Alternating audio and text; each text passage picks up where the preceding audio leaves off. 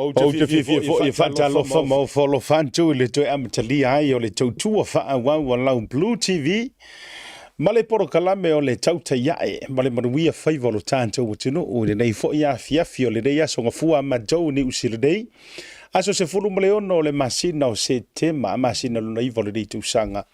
lua afe, lua se fulu ma le wha. Ia o le tau au na le rei masania i asiata, fale malu, pio vauliko mai le motu tele i sala fai. Whātau si unga o le motu ia male amatanga fo i o le motu. Au te fia, ia maua fo i le malosi e tautua ai o e Samoa le atunu o e pele le loto, e pele le nganga, e pele le fatu. Tai a uma, au auli uma o afi o po, so o se taimi,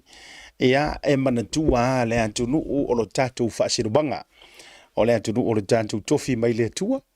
Ia o whamanuianga o mau o tātou sapa itali nei vai tau o le soifuanga e le mawhaia o na ngalo le a matanga ma le tūpu anga. Le ala fo ilea. Ia e wha me melo a so o se Samoa. E wha me melo o lona titi whaitama. Ia o fia fo i e whemalanga i ai ma whita aloloa i ai. E taulangi lava le atunu o e pele. Le loto ma le nganga o le melea. O te fia fo i o le Samoa. Te wha ta lofa ma o wafo lo whantu.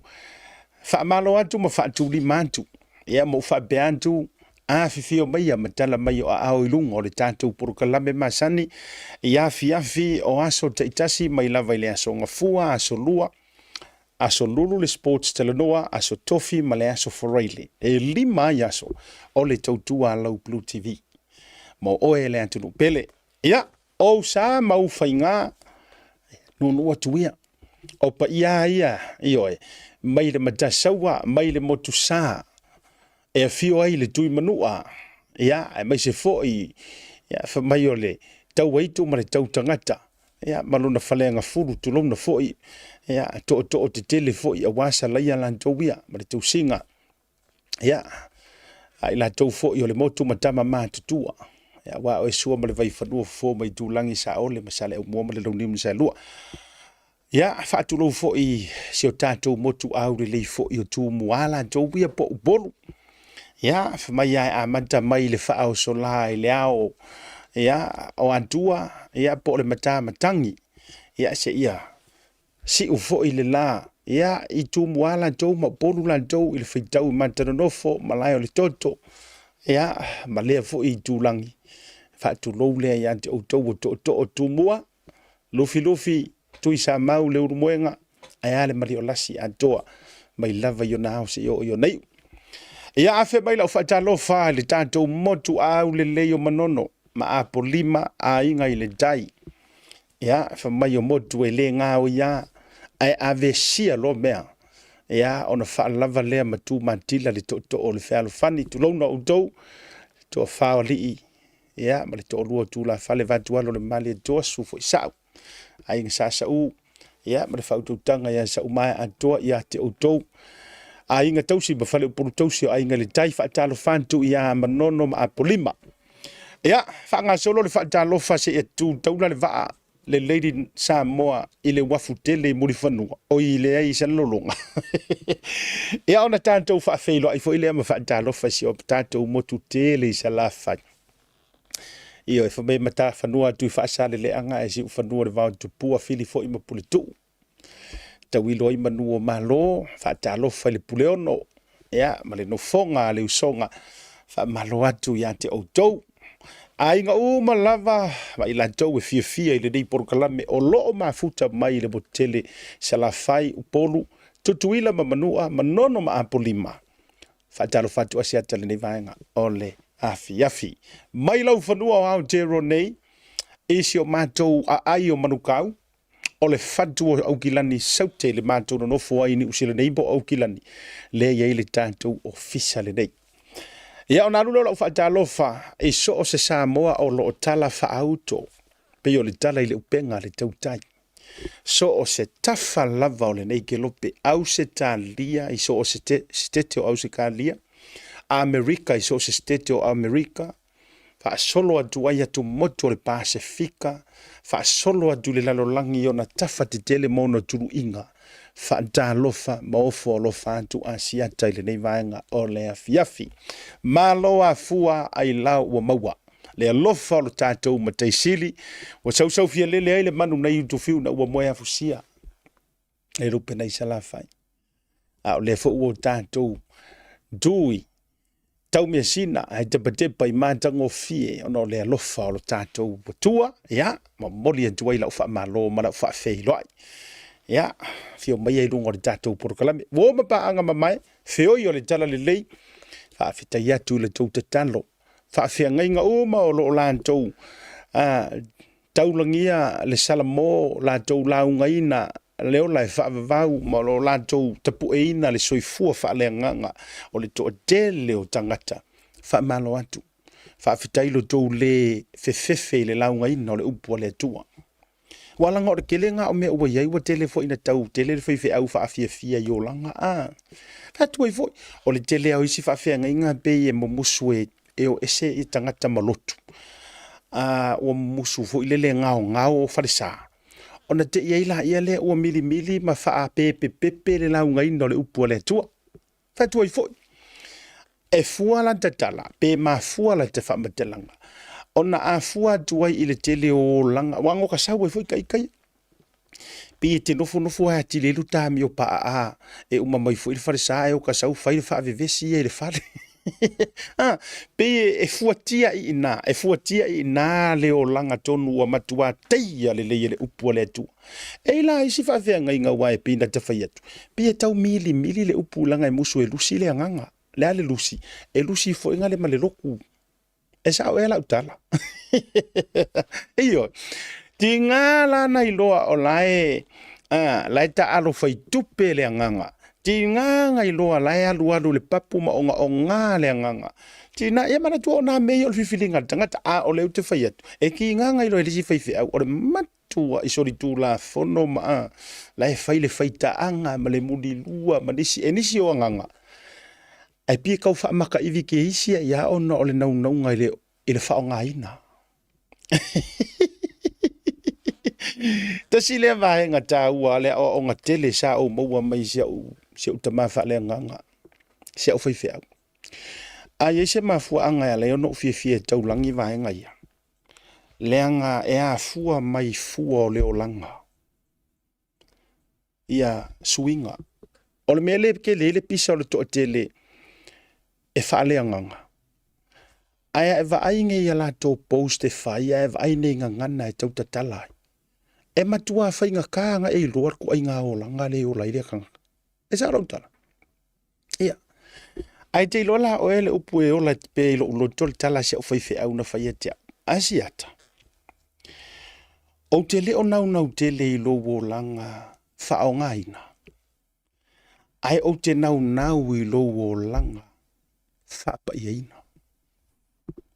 Anga sawar kalanga pa kong ofa pe ue.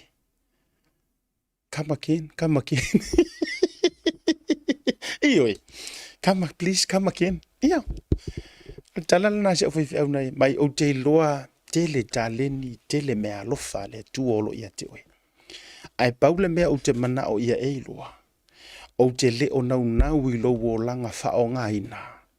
Ai o te nau mua i lo o langa wha pa ia inga. E pa ia loa le o langa ma me whai.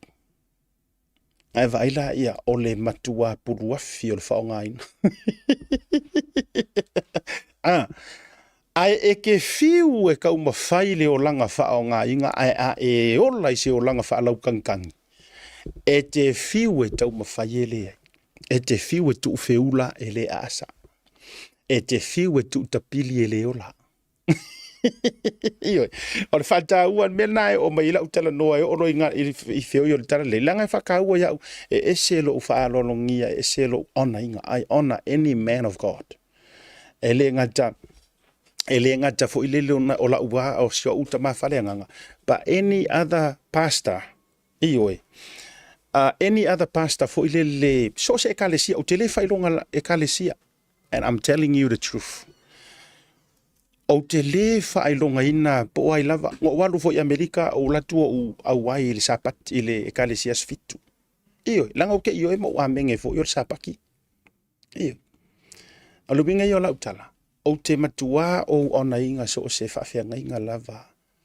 Ia, wo wha uina ma wha pa ina. E se mai ai la kama fu ile le so loanga me lua manga ngai ai lunga o le tele yo me ta o le social media pastors ye wa fa fia ngai ngar social media e se la ya tamala na ya la anyone anana over ya tu ole mana ia o le vaenga le faila utala le nga ye le si kerisiano ole mamapo ia fa le loku ole mapo loku ia ya ole mapolo tu ia tu inga e fa pena uma ai a ia ma le soifuanga ma le tate ai se ole soifuanga le nei ia tangia i le olanga io ia tangia al fautuanga le leifo ilea o va ia kunga i runga le social media pisa mai ia le si au va fa ia kui fetaua inga mai nga le si au va henga fo nga o tanga tailingi fake page fo nga Ata vai tu no tangata tele mafulia nga i le whakerisiano le lotu le aso sa share mai o le sila kai o ka vai aku i le sika ngaka o le o isi te mina e fili lo ta mafau po le hali to inga mafau isi au ka ko ile makanga ka ko poka na o le isi te mi e fili lo ta mafau o le sika ngaka share mai sa kaulo Yesu fa soa mai le quote manga ya fa soa mai le ko soli nga onga vivesia marka nga ka va ile sausa o ato inga tangata sa lau vale mai lunga le Facebook e o isi o fai upu maso mai o ta fa pele lo taloto ya silia ona leo ina o le loto le ki ofa mai ele ya se isi me piko silinga fa ole le kangaka nga ole loko ia ai pui fo i male lo faiva e pui o mamenga ai le lei o nga leo le loto leanga o le loto e tupu mai ai le amio iyo atalo fatula ye feo yo dalili ya na ye wala ngai fo disi fe awe e musulo e se ai ngale kong fulu ai kekele ai ngale o fofo kekele ai mo me ai ma me ngaki ya la ye wa alo i fo le la unga te ya le wa musu ta utama to ur fasiava to ur fuava le ya e sa ala ka ai ona ole pe wata musu si fai fe au langa o si ungari ile e kele ala fulu ai o ka ulanga so se mea e fai man vaenga le lima mahalosi ole telele na ole mele we wo fa fia i tangata ma o i fo i tele ne tupu mai ma seinga ma fe vai inga i ko kongo mengi o kalesia ia ona mai tau fo isi tangata va mai o pe ia wa afisi mako pe ia wa afisi vaenga le me e pe fu tia fo fa pena sunga fe au wa aka wa ko lima vai pe ka fa maka ivi ai anto va ia to lima mahalosi le si au e tele au mo e kalesia ya fa pe ona tupu ia te o te fia le tau tai ia te fa malulu ia o nga fo i mo tato ai a sa o ngei mamalosi sa o mamalo vai le sa ora o maule nga vatu Deus fono na ngor kala fata oto e faru futor ia sili ona matua leo ina o lo loto na ilo seisi lava mea le anga e tupu mai ai le amio ia vai le ka langa ngoka va ai foi o ka va ai ngoka hui mai ai foi ngo uloku pope ngo uloku e fakasa o uloku tele le maulo lotu me se lotu ye tolu ia fa solo mai ai kalesis commission o paio asa tai le wo mai foi o nganga ka mai tau mai ai pe ia elima malo si ka alo launga mo ai pe ai ka fa kanga di ma vai pe ke fa di ma vai foi mai fa tanga tau le tau olo e tele ala ina tau tu ipala ai no fiana le fai fe au foi le peke mau oloa peke le mau oloa peke aka mai e faingi o failonga tasi foi le na vai ia ai va ai la ia ile sasa kama sisi nga e pa tonu o kuale me ia nga ki fakifala io fai o lau filfilinga peke ko loku peke le loku pa wale tala le tusi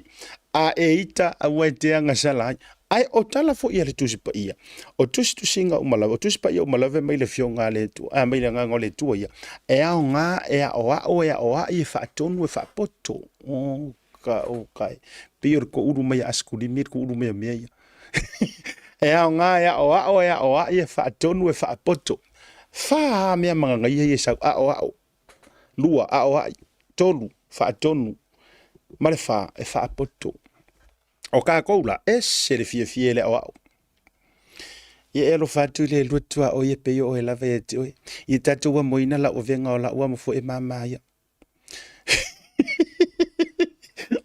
Ngā ruaku ar kamanga vai. Halleluja. Vi ia le li. I o tau alo lofa i o tau tua oi. I o tau hanga le le iatu o le fatu o tua o le fa moe moe o le fa aila iai. Ai ngā o mai ai le kai mi voi le la a o ai le upu a. To o ngoi. To o le faita tala. Iyo. To o le faita la fa tupu. Tu nga o me ka manga e ka ka ka ngor fi au e o ro ka me o ye ka ko wana ngole na tura lea e ta to te e lea o inga e ka ke le me o inga le nga o le me te fa ya tu o lo tato lava soifuanga na fa vai mai ini matua mani a inga o le makuafe o keia e sa ola kala ora man o so ai langi aku o piko silinga nga kalia ka kau te tau ya tato on tato feola le senturi foule nei o le talia o fautuanga o le aku nge o sa mo ya wala nga foi kai au uri fiafi kai au uri fiafi o le o kengia mo kala ikiki mai ya o fa ngolo kinga e o ke mai ro kinga kai au le wa nga maku ya tu lo le tio foi fa ngo ngar fo ole mo e sake ku lo o po le ngana ile ni upu le ngana tala okay ai ole matua ote ole matua alofa we vai fa vai sa mo ole makua okay ole matua alofa ai ole le o se sera kala ngala le fa mere kus pa ia so de wake ia wo fia fa so fa le ai le o se fa a o tangata ole atua iyo o te mata mo fe le tu ai vai le wengo la utala e o lo e i lo ka ko le up mo musulo o i ke lenga ke vai le skangaka o i tele na fili lo tu ai ma o i fo i le ma fu ai na fe o i so lo le to tele ia e no fa kula ukala le wa o le mafu angale te fa longo isi vai ngai reason e se mai isi e mafu mai e te e se o inga mai ya langa ele manga ye foi le me fa kong so o mai o mako fa ngau la ai pia la ingu walang fa lo kusia o kai ai lo la ka alo ir casino ngan ma fe ka fa mai ala ngan ma fe ka ir casino ala foi ero mai le sei fuanga tanto ya wa uma nei vaenga uma e tupu tau le fatu tua i le tau longo o la ui o le porkalame o tau sire fia si ata ma le whainga o le tātou porkalame ia e le muta le tu la au mnuiti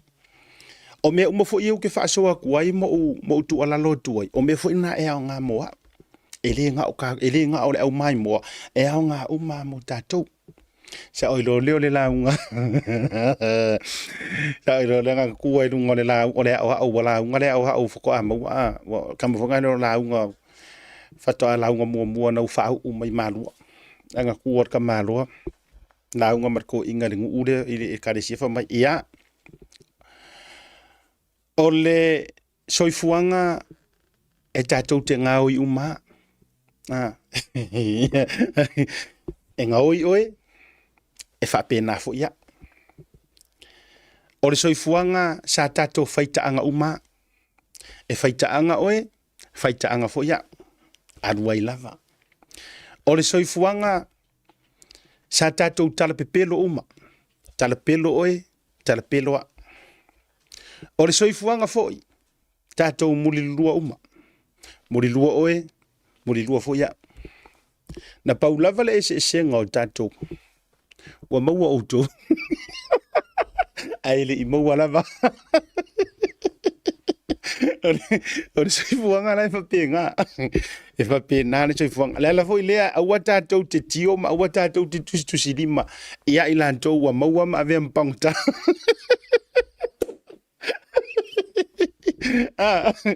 Auange kusi, auange eva ve kusia lo lima. Pe a eva ai atu mele ale no uita e fa nga mai el pale mene le upula el pangka. La nga le nga ivi o mata. Iyo e. Le ngole ese esenga. E ka ko ke nga ui uma. Ia la ofisiri le o ele ke mai mo mai. Se e menge mai luma. Sa o e fare iku. Se e ko mai luma ngai camera manuma. E ke le inga oi ai lo oranga ko. Le I'm not talking about nga oi le bank, nga oi fare kupe le ai. O le so ai. O nga oi foi. Yeah, o le so ai o nga oi. A fainga fa ko mantua ya aua. A e kango fai. So se mea lava e le upulo le aua. Ai e fai amare fosi pe wa e fai ai tu atu lo malo si. Wa nga oi. Yeah. Se lole ea. E te le fao mea, wai o whakasire mea le fao mea mana ngoi, ese upu ia lua. E le leifo le taua. Ese upu, ese ngoi, ese le fao mea. E ke karikongu ila ukala le utu whatia, ese upu nai lua. Ese le ngoi, ese le fao mea. Ole ngoi e ke alaku ngoi e au ngoa ma le ilua. Nga e moe le po, ai korokoro marika ka nga oi ofu o roko o rua pe nga oi ofu o lau whangau. Le ka au pere waya. Nga oi. Na oi e au ngoa pe na tau wo tau te holiday ai break in le kanga kari fale nga oi. O le mea le na e tau o le nga oi. O le mea ka o le whao mea. O le whao. It comes from the word rob. O le whao. O lo ngofo whao mai lumo matala e pupula. Ngai fa ele upure kere ngai ngofu a o ma o I lo fanga. Ava o ya ngai ke fire kala ngai ke fa o so ro kadi. Ale fao mai le lole fao. Ele fao ala I kua mai o kadinga. E te ala tu fao mai luma. E la kua ka mai kikila le nga fao ma le lole lai pupula maka. O le fao. O inga foi le fao nga mai e context at kuspa ia. Le malaki. E tolu fai upa se fu. Le fao nga mai ai pe fao e le tangata mea le atua. E le ofa mai pe nga o ia e kanga ka mea le akua. Le ai. O le upula e fao nga mai na o le fao. O le ale winga. Le anga foi o le sila mea fufonga o le akua. A le awa e fao nga se furua I kere. So ele o moele a kua e ala inga e whaoala nga se furu pasengi. O lai pupula masisila mai ona fufonga I lau mea le fai nga o nga le lava o le kupe ke kempo lai na ona le lava o le tupe te ai na ona le lava o me whaatau waile me te mana o ai. Whaonga, o nga ke whaonga mai o nga ruma. O le ese ngala nga o le upunga oi ma le whao. Le lai toi fo I mai lau tala. Le nga isa o le la unga le awa o nga. Nga oi oe, nga oi fo ia. I oe. Ia. Soli tō whanga oe. Ele I soli.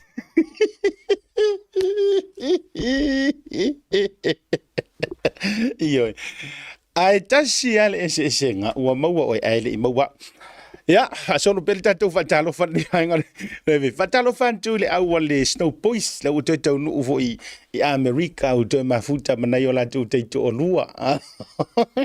Se usa ya mata ilinga pasi ya me se foi o le sunga ya savea si o amo to le fotel timu mala to au andoa la o to foi le wadi I o to mafuta manayola tu te to lua mafanau. Ia o le taimi fo ile nei ua ai mai se tai lua vai aso na tu ua ai tai to lua tai tolu vai aso ia e penga o ngai ka I lua mi nke ka fia ngai ka mai vale tangata ai vala ma to lua ai fo ia ta mo e penga se li mami ngu ke foi le kau wa manga ia ai mami si ai ngai ka mai ki fusi aku ma ia te ia na ia le fo mai ia mai lo oi lunga ka fa ai mo a talo fantu de mai ngona fiafi ia o ye pule mai e pule akako va ya tu breaking news mai si o tanto o tunu nei le fiafi lava manu malo le manusina ile la talonga male au se talia a tamaita lua se fulu ile se fulu ma fitu mai se ka ko baki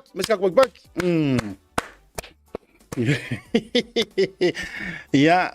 kamata ina le talonga le na fai le apie pak ile nei fiafi manu malo le tanto au tamaita ile manusina iyo malo tari tonunga wa tauno le manusina represent anto ma tanto au le manusamo Lua se fono le super fitu mo le fa malo ia lo tamaita I mo le tato wa tunu tama fana o Samoa mai lava captain ia mai lana sfulu lima mua maena suitu langa titoton ave mo ia fa malo ia ila tonei wa la tonei le na tinga tino ma tawina le taua boli fa malo ia te uto ia fa malo fa pitoa ma fa tai fa pitoa fa ia onga pulenga ia mai la tau foi sa itua o le fa moe tato wa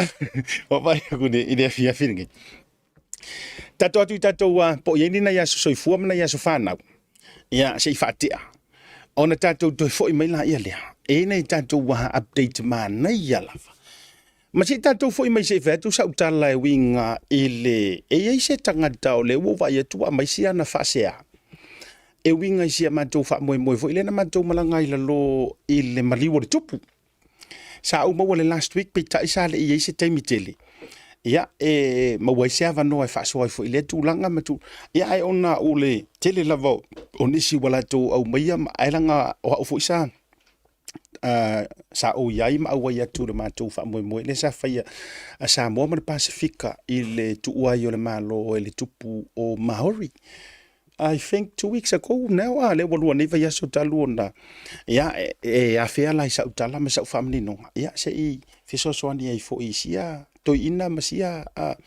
o vai tunga o failana ya talu sia a foi ngi usila o tele va ai le tanga tene me fai ya fa pe ma to usila a fa pe Australia po America wa o tunu fa fola ya le usole ai ya uia o te va vai tunga pe ya ma to e usila ya o stanga tai tasi foi le nei me o tupu o le tele na fa se ale tangata no fo ele sa uni me community e fai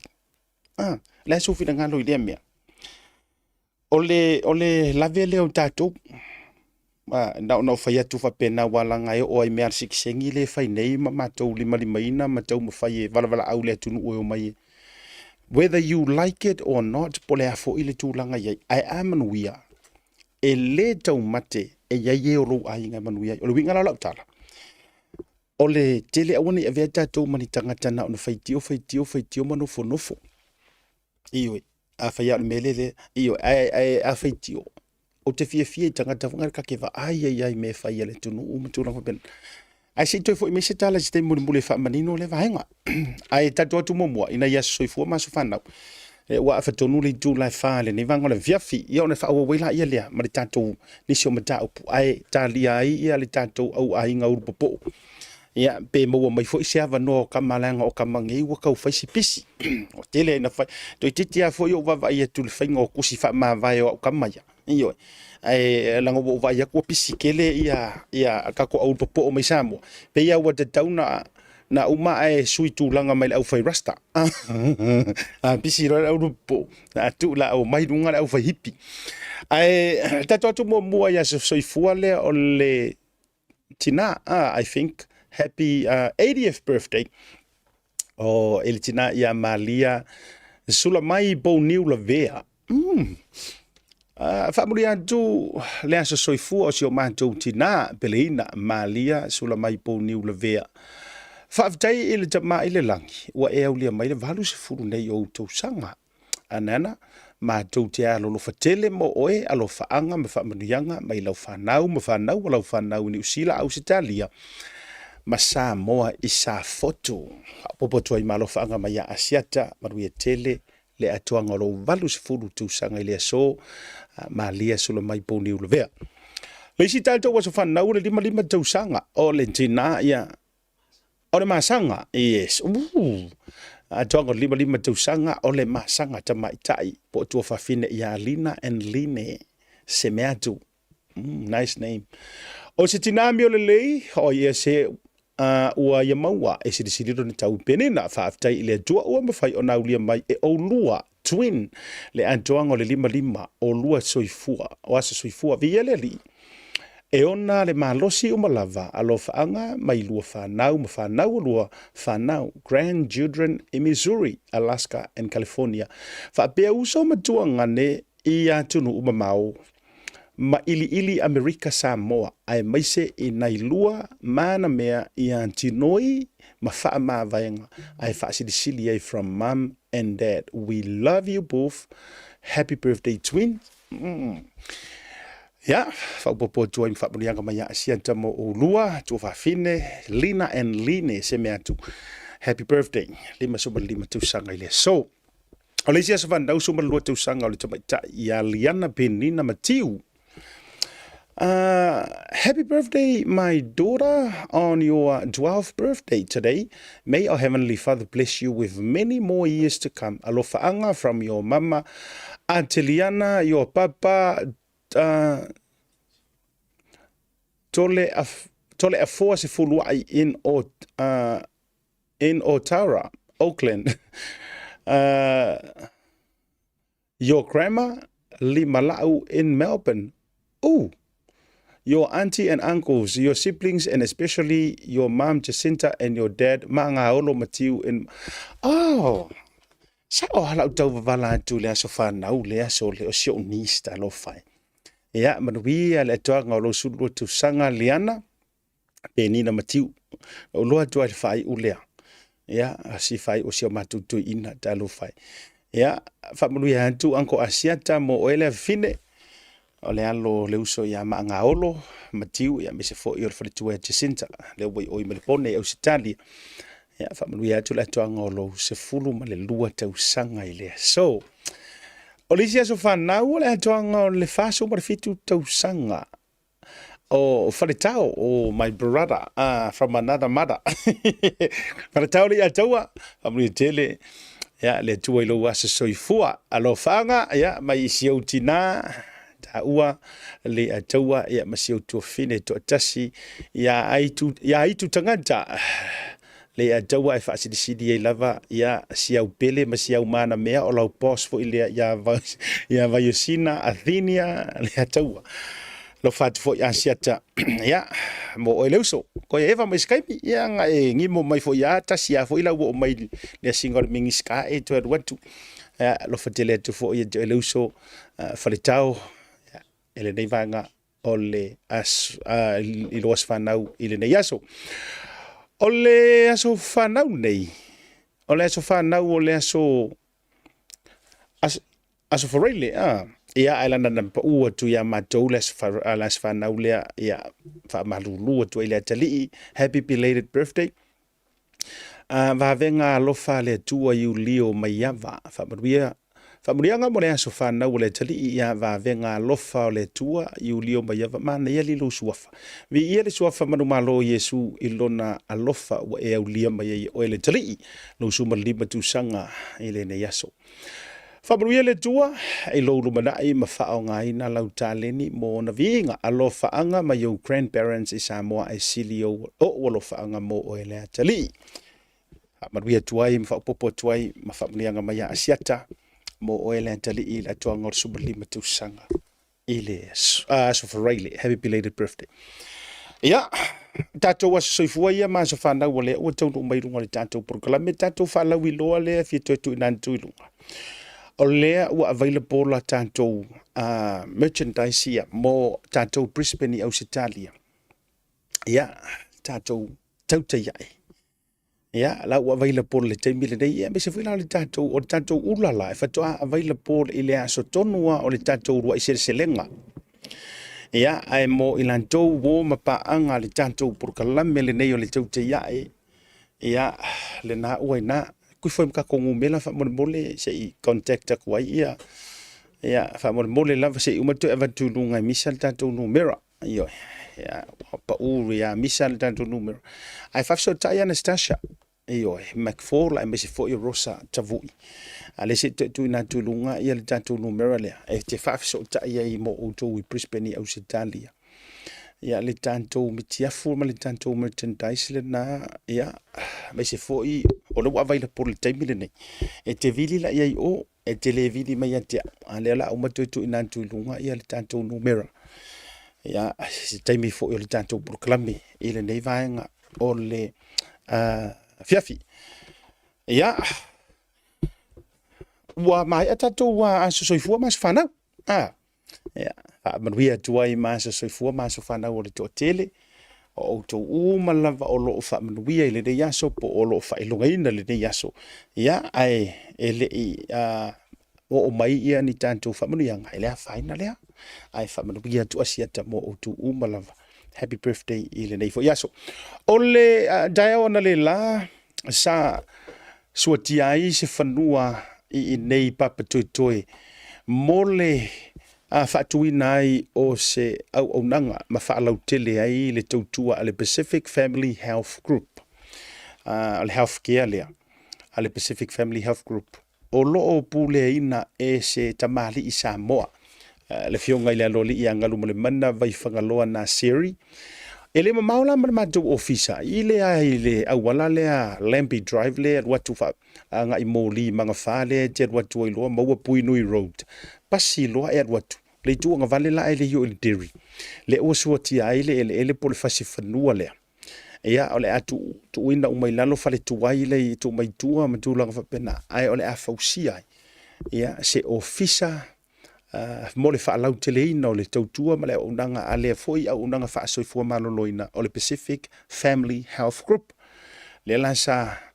awai tu ai le tatou au unanga le Blue TV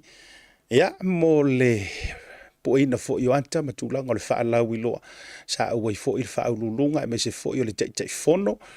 o le Pacific Family Health Group ele ngata ilea o nisi o fa fia ngainga ia pe fo yo le songa fa fia ngainga Reverend Victor Powesi le manisi la fo yo nai fa fia ngainga sa fia ngai ia fa tai fo ile nei tautua o le tautua le nei o le onanga fa so fo maloloina ai le fo ile tau te fa fonga mai lunga o le tau te iai a fa pe o ngai ke vai lava ile tu langa o le mala mai ngangu o le au inkia ma le au palangi mai la tau o nisi o health wai fa e solo mua mai fo ai ka ko sa mo fie fenga ngui ai le fie fa sa mo ia fa pe o nai tele lava ne fu ai ina I au health care ye te iai it's about time for you to for na asiasi ma restala ile o nanga le Pacific Family Health Group awa o le pule amaka mai le pulenga o le chairman o le Samoa CEO o le Samoa management o le tele umala o lo ia foi tatu fo mai ia la tatu fo mai matulanga umala o Samoa fo ia manisi lava pa o papalangi o maholi matulanga fa pena o tasina o nisi o tatu o unanga mo sila fia tatu community la vai nei ni usila ia wa fo lo soifua maloloina o le isi tatu fa soa ai le o mai le tanto o vai nga mai Samoa join mai Samoa tatu malolonga yes tatu malolonga a fo mai ia ona tatu walole nei nisi o tatu fa so ambese fo nisi o tatu mtau pasi ka ko va ia po le ale so fa inga le ngo so iloko pa io ile va ia sole na te atu nei ia e po afu ni mena mawai pe mai tatu malolonga le leo ni va nga tau sidua o lo tasi fituiva tasidua.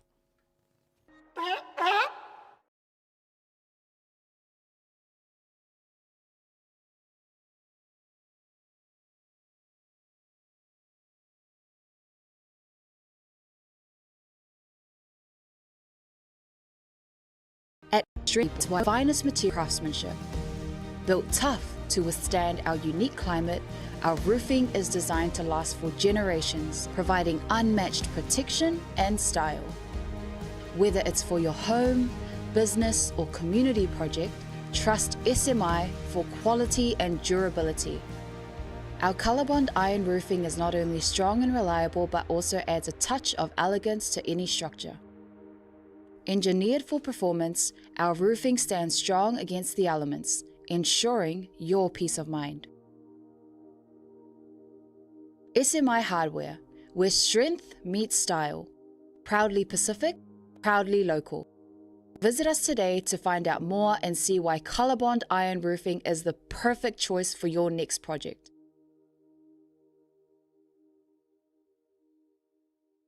Talofa lava, Tasi Market is here at the Mangere Town Centre, the heart of South.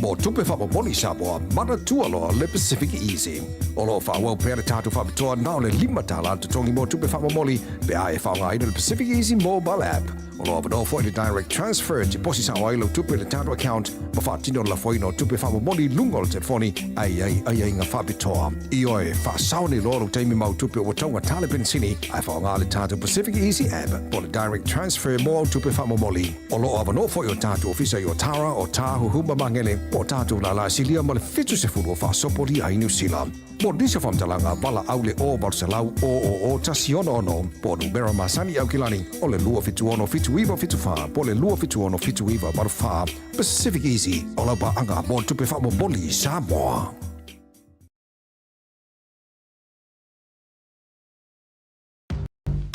The Color Shop in Matavele can brighten up every aspect of your life, from interior to exterior. You can change the look of any project you have, from auto to home, around the yard, and everywhere else. Bring color to life with our selection of the best paint. Come check us out, because we're more than just paint. We got bush knives and a whole lot more. We're the folks that will help you kick that drab right out. So come into the Color Shop in Matavele. Call us on 25577 or 21527. Drop an email to cs.creston@gmail.com.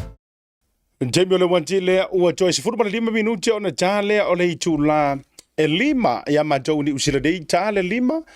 ona join mai fo ila ia lea o le tatou wa au va matau tia. Ale wani ia.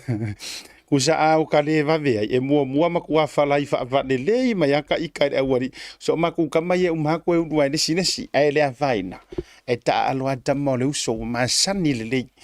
ya na yo uso pele fo ile au popo o Samoa e me se fo se matuta mama o se matuta mama tua ya tu vasa ai se yo fai mo sa utala mo wa fea e le video le sa au mai ma le si tangata na pe fa fai avana fa ur mingi e au te tau vai tu tangata o te tau vai tu tangata o e fai la kakala tate vai tu kusa e fa o lona ma fau ma ona langona ya talo sia ele o influence pe whaao sofia ona o tuatu o tūlanga whaporokiki, ma tūlanga whapena. Ai o vai e tunga. O whai le whaasea le uso lea, ile mato awala lea sa whai. E sa whai la lo ile mariu o le maoli. Ma whapea mailo na tali tonunga. E le tatau na, sa le tatau o na mato wofua ma taitai o le community. Na i tamali i Samoa makai o le akuhu. Ai fa mai le whaiti o ngā le tangata lea.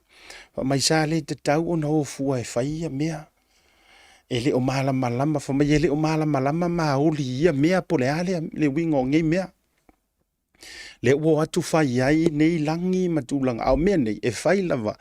pe ama liu wai ia tamali i sili o nuu te itasi ma le atu nuu ia wa masani lava le atu nuu ia le nuu ia ila toa nga nuu manga i whanua ia le awala matulanga whapene ia adua iala ia leo le finangalo ai whai maila na tala manga ia pe anga o whai ngao se ia konga ola ufisili la e te whai tio i le awala o le mea patino e whai meo maliu o tamali i sili. Ai e kere whai kio i le ia konga, ai o se anga nguu fo ia maoli se ia konga ka kou or ka kou lavanga nuu o le ia tonga. Pe ave ufia iri po o se afuelo po le alava le wha upunga o le ie, o le ale upu e ave iai. O le wingo o la utala. E te e la i le wha tinonga o le isianga nuu, ai e ke karia inga le whaki ngonga o le sianga ngu o alfesidi. A whaia e ke e ngā i se ai whaia i fuala. Ok, se whai tula u whaasua lea. O Samoa, e whai au wala pe a tūlanga le tō le langi a wā ia kamari isili o fio anga e mesi o kupu o Samoa. Pe ia o langi e se fulu o le tuia anga dama le langi e fo i langi o le tangaloa. E fo i tupu o la tunu o tofu ala tau mo la tofu i langi. Ma tūlanga whapea. Ai tau ana se ia ufai atu ma wha manino le pito la aulea. Mua. A whai e te le malama lama.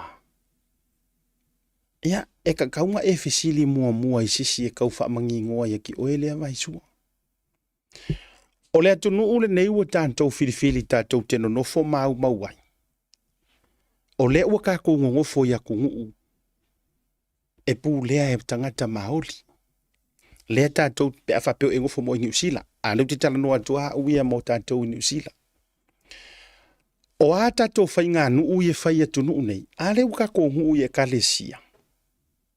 O tātou e kalesia i o whai mo tātou nuu. A o ele ngei kako ke ele. Ele on kako ele sa moa o ele. E whaasingo i ka ngaka whangua po tangata whenua o tangata maoli.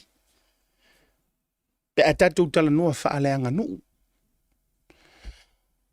O lea lai po o kauke ngongofo i ele u mia isi. Ina ua whai pūle ngā tonga ua pūle e kui konga kala i whei i Samoa. Te mile na whai ai ia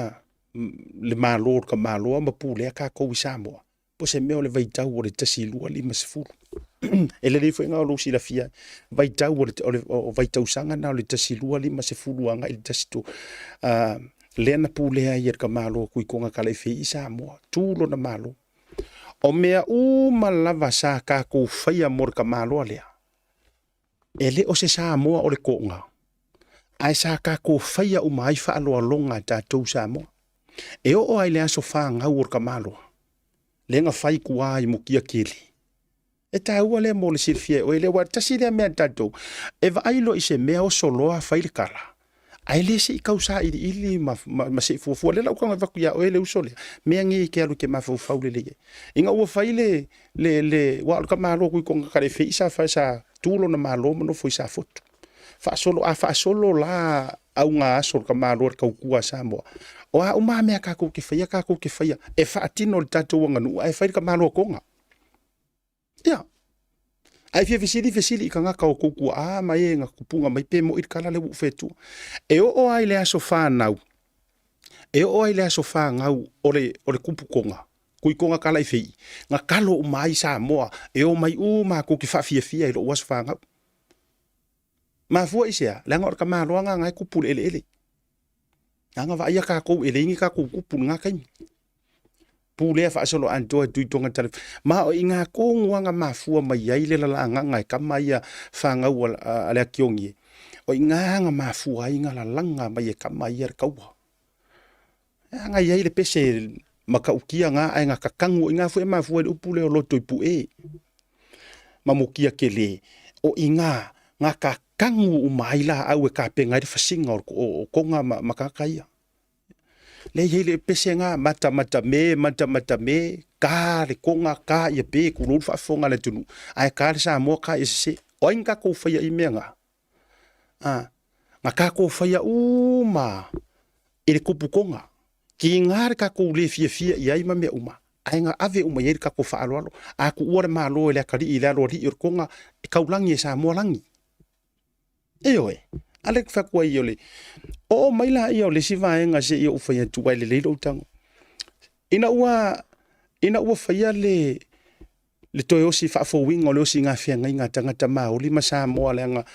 o la to tu a ia sai or pule mele le karango ko ia wi ala nga ke mala malama ma to lo lua mpalauli lua fe mal to sila mai o ke fa so aku ai e ke kankanga i mai me ngai ki la ku nga ku dunga le video le lua fe mal to sa to fa mo sali er ka ko singa fe nga le sa ko fa mo sali er o singa fe nga le nga malanga ku ai le suyo kupu ka ma tua ba ke kiro mai o ele ke fai ki or mele ele yo ma ko sa va pule mele ile i palauli kwa o yo ma ko ma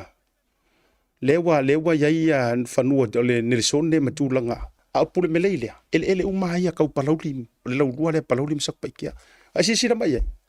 ai se me o fai ele po fili de makar ko le me uma o sa va ile fai le mele mena le te fai atu ai au le pa lo moso au le la wasa tu lo fa fonga la tunu sisila lan mele fai ka ma lo le ai ba kan i mai la fai ele o Samoa le nga o la ka kangoi opo na i vivan tu fa fonga la tunu la ye tanga ta maoli la te tanu tu puanga mai sa vai ya ai sila ku la me wa le ka ma ro fai le ele o sa vai ya le mele na te musu ai tele io ta te musu ai ta te tala nei me wa uma e ila wa poko e ma ke wa e ka mai ai sa ka fau ko sa le wa ko ilo i male va nga ka wa ke a onga fua ai ta waile mo le so le ya ai ave ma o na o onga fu nei me fu wa e mo wa ile nei te mi wa le va ma tua te le mana malama o i le nga fai wa si la ko le pofidi le la ungar ka malo le ai fai o tato ele la kwa maori la menga le fa sa ye sa mo la menga le fai ki o inga ye maori la menga le ka fia ye ku pul mele nana momoli o le ale laula au nana momoli o le fern le laula au le la wilo ai ngi usila o le la au nga le nga ka maro le ku mo ngor siapo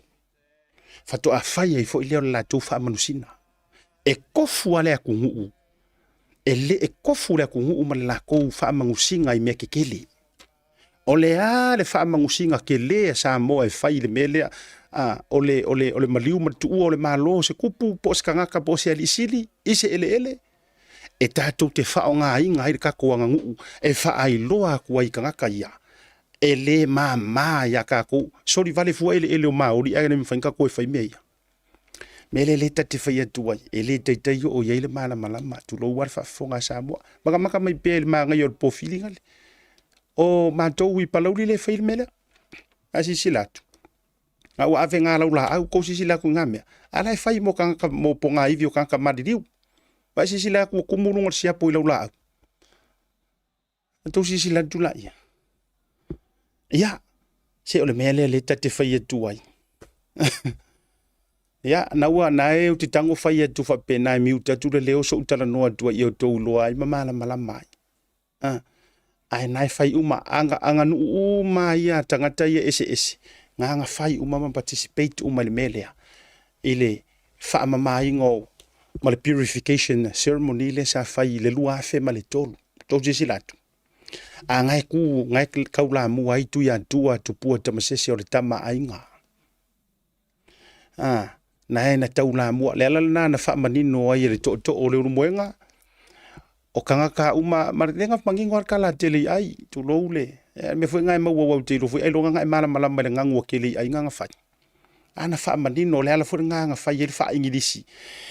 o le tali tonungo mauli fa me la tupu anga mai o Hawaii o Hawaii le ala na umaloa na fa asino ye tatu Samoa o Hawaii o savai ia pule melei ngale ngai o ko sisilatu ai lau niu maname uma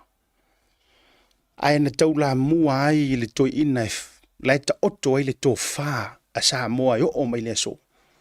fionga de tu ya tua tu pua tam se efi o po kala me foi le nei fia ke le ku ya ku fa fonga ia ma le fionga de masiof ke lo lai lu na ulu ma yo e le tala no tua ya siata ya a o mela le e sa wel fai ki nga a lau sunga ya wa te fa tu ala tala le ana tu ua le malo le tupu o maoli o lai ao le malo ku ya ku po kam se efi e fi o mat malo o po mongi nga ma o po king ana tu ua le malo le tupu o maoli a o lai ao le malo ia tupu ta mesese anga ese a fainga matulang le ngol to ino le nganu e lo le fitausia ingo le va o le faka ika inga longa lua le avatu ma o le ya au il fa fonga le tunu o le fatita inga lona lua ina ua le malo ma vala au le tua i le nofo sunga le tapa au fasina mali tua tanu mafili le lua i le lua fe fitu nga makua i faiva ese lo pepe i le malai ma le mauta i fato i ale manu ina ua to ai tau nuu le wha manusina ma le si i wha alo a le mai estete lena a fio tuai le tamaitai Queen Charlotte ioi alu koe maka la ale mai morska i mo ke vakua ia ka le vaenga ole mea la tamai lena lua fe marfitu na matua ese va inga Samoa mai na iai na i fato i al manu inga ua whaakua folaka peka umaku e tonga le awala kele umantua nga iuta i fato i al manu i siapo le aluaku o le siapo aluaku mea mai whaaloa longa whaatupu pe atu ua le malo e kupukonga o mea umai anga waku kankanga whai o Samoa o le fea vata i le nā ma le fetausia i le nā o anganu. Do you know o le me whango ngoi lo loto? O le oso o epi te whailonga lano ma lautala noa ai te le mala malama se metasi. Turo. Ia kauwhai i oe umaku, ma kauwhai i oe umaku waile au loto vale ma le au ailonga e kausingi ngu. Ma mala malama ingi meangi ainga. E fea loa i le vao kupu o le Pasifika. Mor kousi le fia. E fea vata i e fea loa loa i. O le ale mea la alainga le mawhainga ko woe ave le whaaloa longa lau walunga. E ave kau ke whawhekai ai, ele ia kau ke ngongofo ai. Leu ke kalangoa ku kako New Zealand. Ioi, ele ngei o ele o maori, ele o ngisi. Le ala ua ku ua le malo, ele kupu o maori. Le ale mea la alainga ko le oe, ave le whaaloa longa maa walunga Samoa. Pai le awala. Kakala le langi.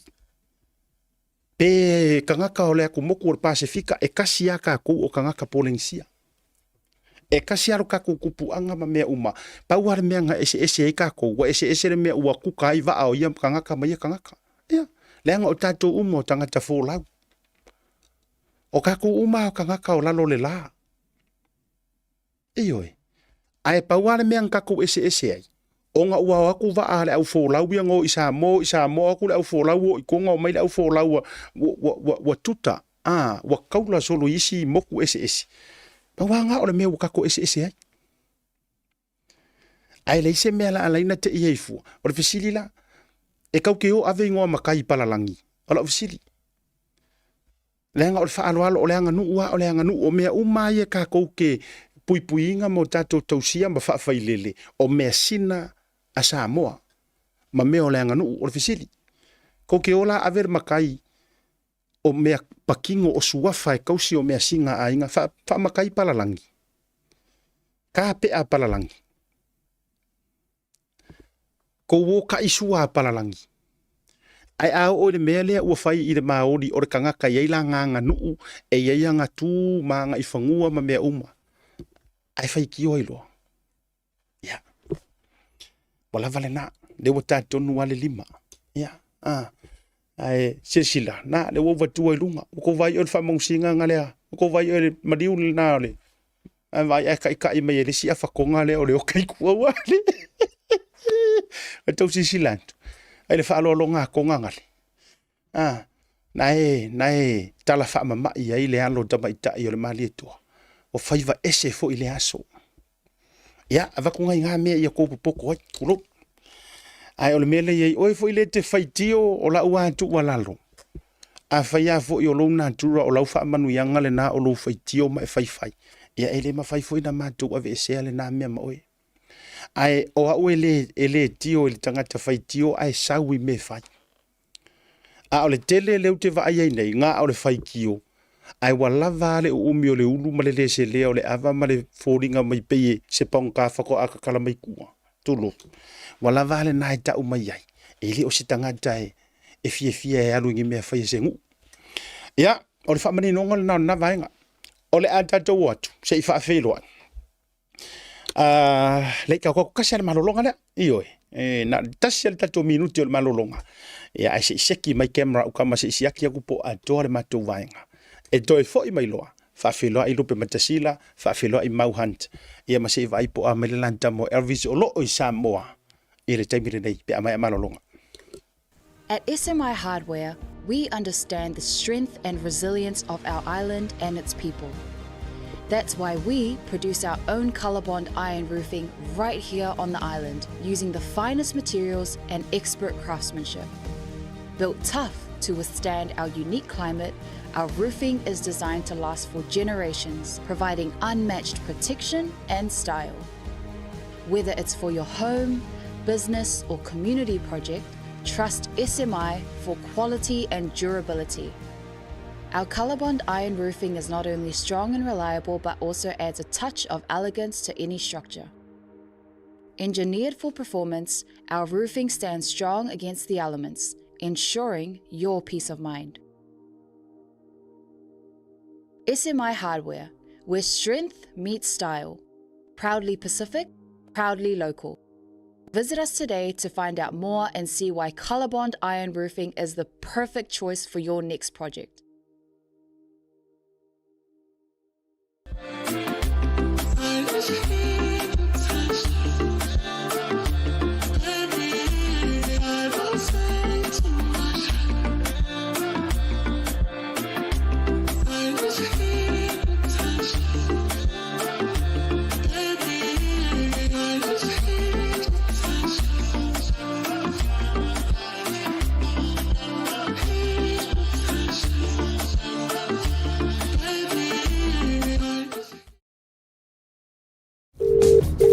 Seal Plumbing. I can smell gas. I'll see you soon. Call Seal for all your natural gas and LPG needs, specialising in gas hot water systems and gas leak detection. I'll see you soon. Talofa lava, Tasi Market is here at the Mangere Town Centre.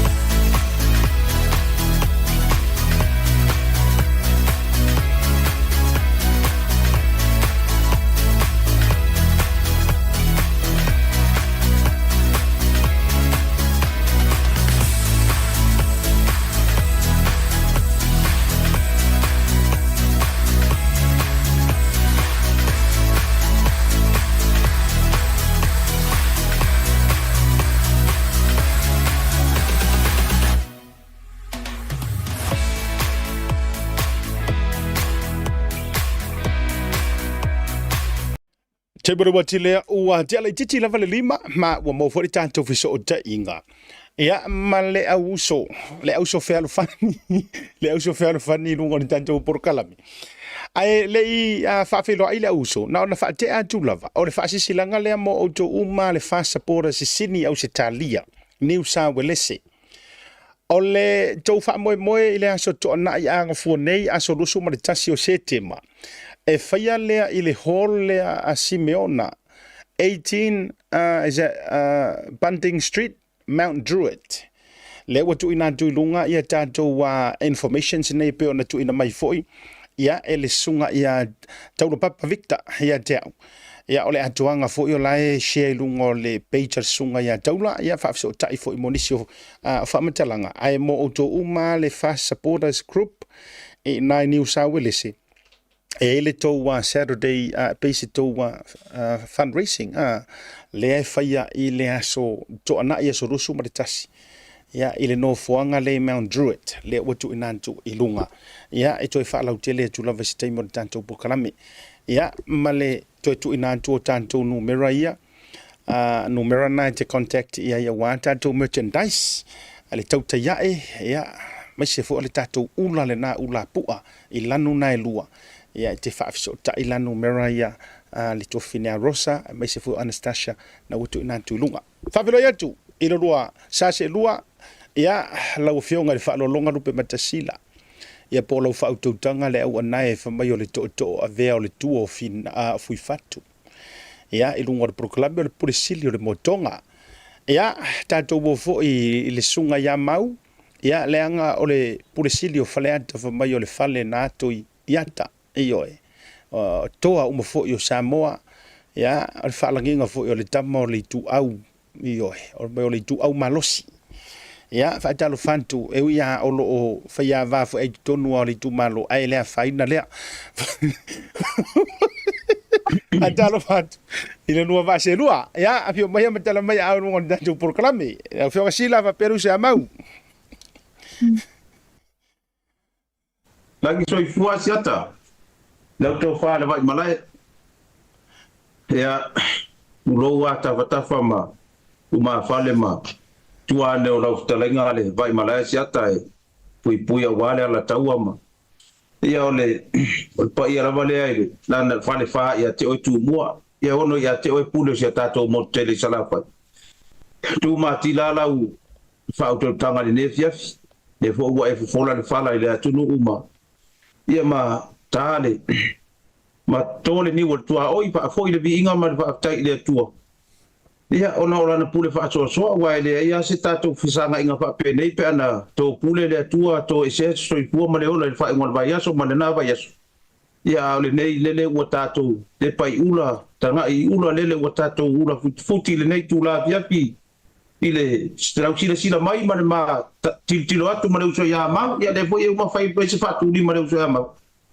a o no wa nga fa fitai se ata wa toi ma wa tu wa kala ngor ko kele a ngo moro wa ngo ko kala ngor ko kele o e o pa anga le wa manga nga o suile o ile ngo fa ko ko manga ku lu TV ole TV ale awami ton wa manga nga ku ile upunga ko ole TV ale awami ton awa so se kanga ka mi ko wa e ngo sia mai ka ngia ajata la ngai ma ku mai le kala ngale vai malai ya wa e vai le manga yo fa nginga le wa manga ole tunu we lango tu ia o le TV o le Blue TV o le TV ala wa meton a fa no ko o fai ka o le so le cameraman pu ia fa o nga ko ile ko inga makan ngol ba so kengi tamai sila o ke fia fesili ko la ne sa wa ka nga ka ko ka mai fa tolu dua tasi fa mai e sa me ma fu nga fai ka o pu ia fa pa wa nga o pu fai ka o lo o mar cameraman Io le ne fia siata. Ya wa ya le fa tu ni male le o fe ala o ma ma ye le ka ko ma ka ngari nge ya le ngawa ka kia yo ka le vai malai. Le fa ngo ya le kama ma ku. E wi nga ki nga inga ida pa nga lo ngal malai va le koso le wetja. Ya ai o le o aku yo ka le ka yo por karami. Male fio nga misa ma ngai ma pu mongo ba le fa ngoia le ko inga makua ka ko por kalam ia le ngeye ma ke ma fuka isa mo nge martama wo mo nga ma ko fe no ai fa malu fa no no do fina ngalo ma ko kira ilang mo kele ilang ia o lo talenga vai malai sata ka ilo le wodi o mauma ma ku ibas awa u ya sata e pele lo ko ka ko ma kan nanga o le kama e kuma kila yaso a o ngaru ka nga kai fa bala o sata e fa penga le ka ko ba penga ye ya o sa bu fa ku di ma ye ya sata ma ai le sa ngo mai mau o lo te vai atu mau le nofo mai o le tatama. E peia wo utoe vai atu le sau fai mai le speaker. I tua atu o le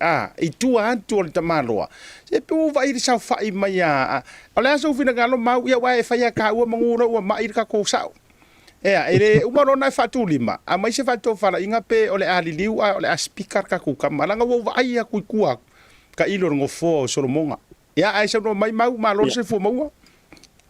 malo se fo manu ele nei vai ngora fiafi fa fe lo ila to far vai blai mai se le mamalo tato fa ngara fa fe lo fa ya matsila sunga le pulo tato compagnia motora ya ai le ngata ile ona i wo pa anga po fe lava le tu le la lo lang olo e mafuta mai ya fa fe lo ya mai sa monei lo ma fa ta se to maru pe matsila ya i lo ko fa ya ko fa fa le o ya maru pe matsila ile tūlanga peona ia ile no fo vai lo sa fai mai ia tūlanga na we fa mo boya seta ai ele to fasilia se fa mtalanga le o sa no ia la fionga fo ia pe matsila ia ole na fa fe lo i pe matsila i le mamalo la tunu ato mai la vai ia na ona to topi se ia o lava i se o pito titi o fie fa ngolongo ma mun tai tato proclam ia tūlanga na siata ele se la fa talanga i tulanga le no fo le wa tapena o wale ia o tapenanga ia ile ma o tilo ia i mole lu o no yo o la ku kai le ka ko moto o la ku kai o fa ka pe makasina se lo fo mo o ma o fo la ka ko kampangi le fa ka ko kampangi ma sa fa yo fa ko kere fo ai ga sa fa ilo i ko le pela o ele la fa finni o fa ku sole wa pea wa fa ka fa se ngase le fon fetara we ka mi ngebo sidinga e ro swil fon fekala yo ile tulanga ile ono mea yo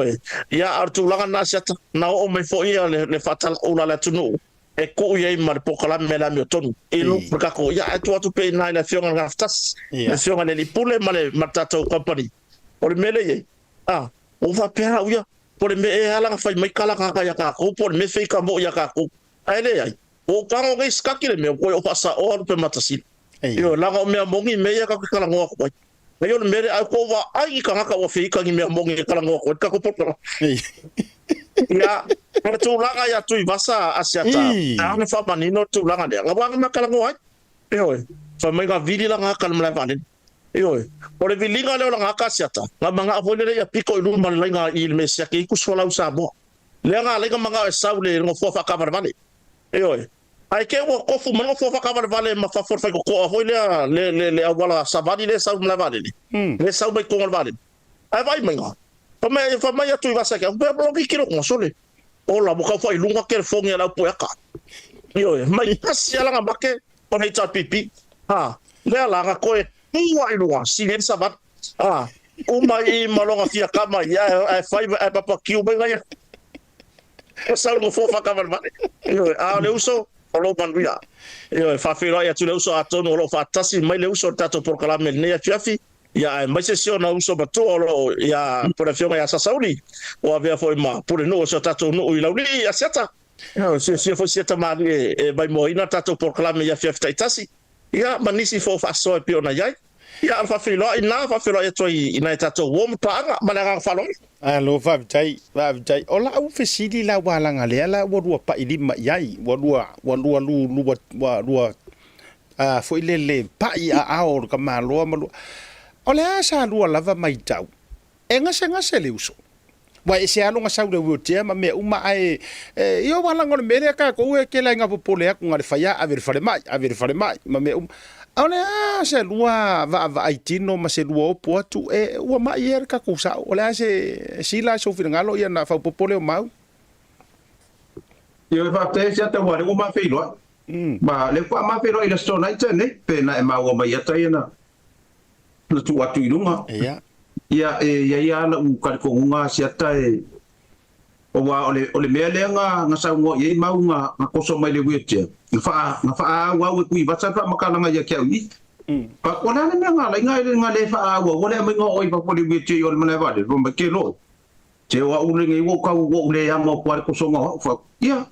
mo va ya ko fa ku koso nga yo ka ba de ro pa ke sta ye pa ka ile ye de o ngo tap ka ye me mo vai ku ora ko sa ai yo ka vale le ko ye ai pa mo le ora ku ro ai ai ko le mai malo si ala sa pat ai ole fa ku anga ni fa fo ai manga ku fo ile mo ku vale ma ko nai ia a ti ata mama ai ola le mo ku nga ma ko nai le sa ave inga ko inga ya so ye fa u ai kai mo le mau mga ave nga dia de uso ngai makona faya wa ele sa ngia via kui va sai ngala do makwa e kinga le via ka lo le sa sorry ayo ko ko le via wa le wa faya mai kai le ngo fo ke ngo fo o mga ku si ko inga makua ngala vele pasi ko yang na via mai ko I fai ku le ko marifa na via na ko inga ile na via le bo le mango miki e faya la e ka ngaka wa laki di lo le oki de pasi de ngala wa laki lo le oki e saulas ko inga ile na ko rofi mai ko inga ko di male fe e fa no mama mer ko inga dai mui dai lim wo ko ye ko inga ye ile rof tau ro mas ko inga fa mai so te fe ile ko fa inga ri o mai la odi anga ka oki ale pasi o si de ko pe anga ka oki de pasi ngai lo de mele ma fa ye ko inga kai Kuja mo mapa ko inga pas papia anga na vea pasi mo ka oki ko ye o si ia se ka dia kule sia tane e feo no akure o kire pasi nga o skama ya so aki nga ya o kire limunga le limu e kukupu mai mafanga we aruila au te fatu foi lari lau fionga sila ele isa ngwa mai o sa ori lau information ali o makonai ali o makonai ali nga vengi ngi kanga ka ole mau por me o nga avika ka fuyenga senga ole le pelari se kari mai mau te lo mau e leite sana fa mau ngol mele Iyo ya siata apa ya uka ko suya makonai ka ko ya makonai ngi ki iyo awo ko mga kuai na fia fingi mar ko inga or ko inga o te ya le ke lo fio la fa ko inga lo fio kan ko inga fia wo fai pule iyo ele fia wo ko inga I se sia kaka na na foi por kiki ya fai pule miska iyo le fon fe kalai iyo or ko inga la e fia fa a se upura no ka savadi vadia ko ka foi le pule ale le yo la ka ngar wenga aya ka de avia ka ikam ka por kiki ele fia wo ko ai la ka mi ngala vea ko il ka vale na ngala vea la ka vale ko malo nga ave na fale mai ko porque mira le wa ko inga le langia sia que fa pena ver fa fonga na tunu paru ko inga le langi le wa ko inga le langi savadi vadia ko le langa ngai e vai ku fai ko ngai o le nga umu re si fai ko pa ko ola se kiu o le u mai ko le ga savadi vadia la ya le ki no ko le si fai ko iyo e pe ya foi ngale se fai ko ke vai ko pe ili mangi pu I lu mo fai ko vai kau rengis sa ko fa ka ko inga I ma ko kilo ile fai ko le e ku mai le o nga fa per ko ngal fai ko le no mu le ro po fai se nga ki ko ile fai ko ni kilo I mer ko inga ku so le mi ki ko inga vo le se ki kilo mo puse bala ko po me le fai kilo mai ko inga ya makaka ya sono le amporo ki uma ya sa ko fa mai ile fai ko le ngaka ngai wa ka wa lu le la ko le ile apu fangi ku ya lo ngala awa ku le mala ya ke lo ko foi mer ko inga ko malos o le kala le ko inga nga fai long ko ro va ya ko ami milo mai ka vale fai pule ma miska fai o le yo kero I wa uma wa ngaka ile so nga ko ave gi fai pule mangi ka por ki ke fai mangi o ka ngaka ngai le lai ngai o le la fi fangi ku re no asia ta kai pa pe ngala pa finge o le ke fie ba wo fiu lo ke fasili ko inga ke ka ko ya ku I fasale lai ngala Babai o le mega ngali ngo fasili ko inga e fa makala mai kala le pele ka ku ya ku I sa anu le lai ngala I ke wo sanga fangu pinko mo manga ko se fale pinko le mel o le te tau fasili tu la wa ma fuanga ke le ko fasili tole o lo ke o se lua tanga I tangata o se tangata o no halu se pinko o se tangata o no nga le ta longa pinko sila. O le asa o sa rua va ia tu tangata. Yo asiaka o ke karibabe akua e karibabe e fa sa inga le kaimi. E le anga le pinko. Wo ai fa ngu mera ke we ku mai ngo lumanga ke reiro. O la fa pe la nga le pinko ngi fa ngu mera ma fa ngu mera ke le ku yo lumai ke le tira pi. Ke no wo uma ngo fa ya kwa tia ka ko ba se fa. O la ya la mai o le pinko.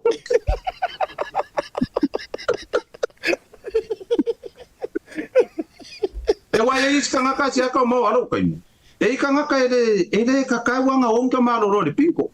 Ai ala nga oka puala ma kui bacha le pinko. E ei ne ai. Le mo fa makala ya mau. Fa pia mau. O le ko ko inga. E fai pele nga ke suea mai hoi e meu pele. Ole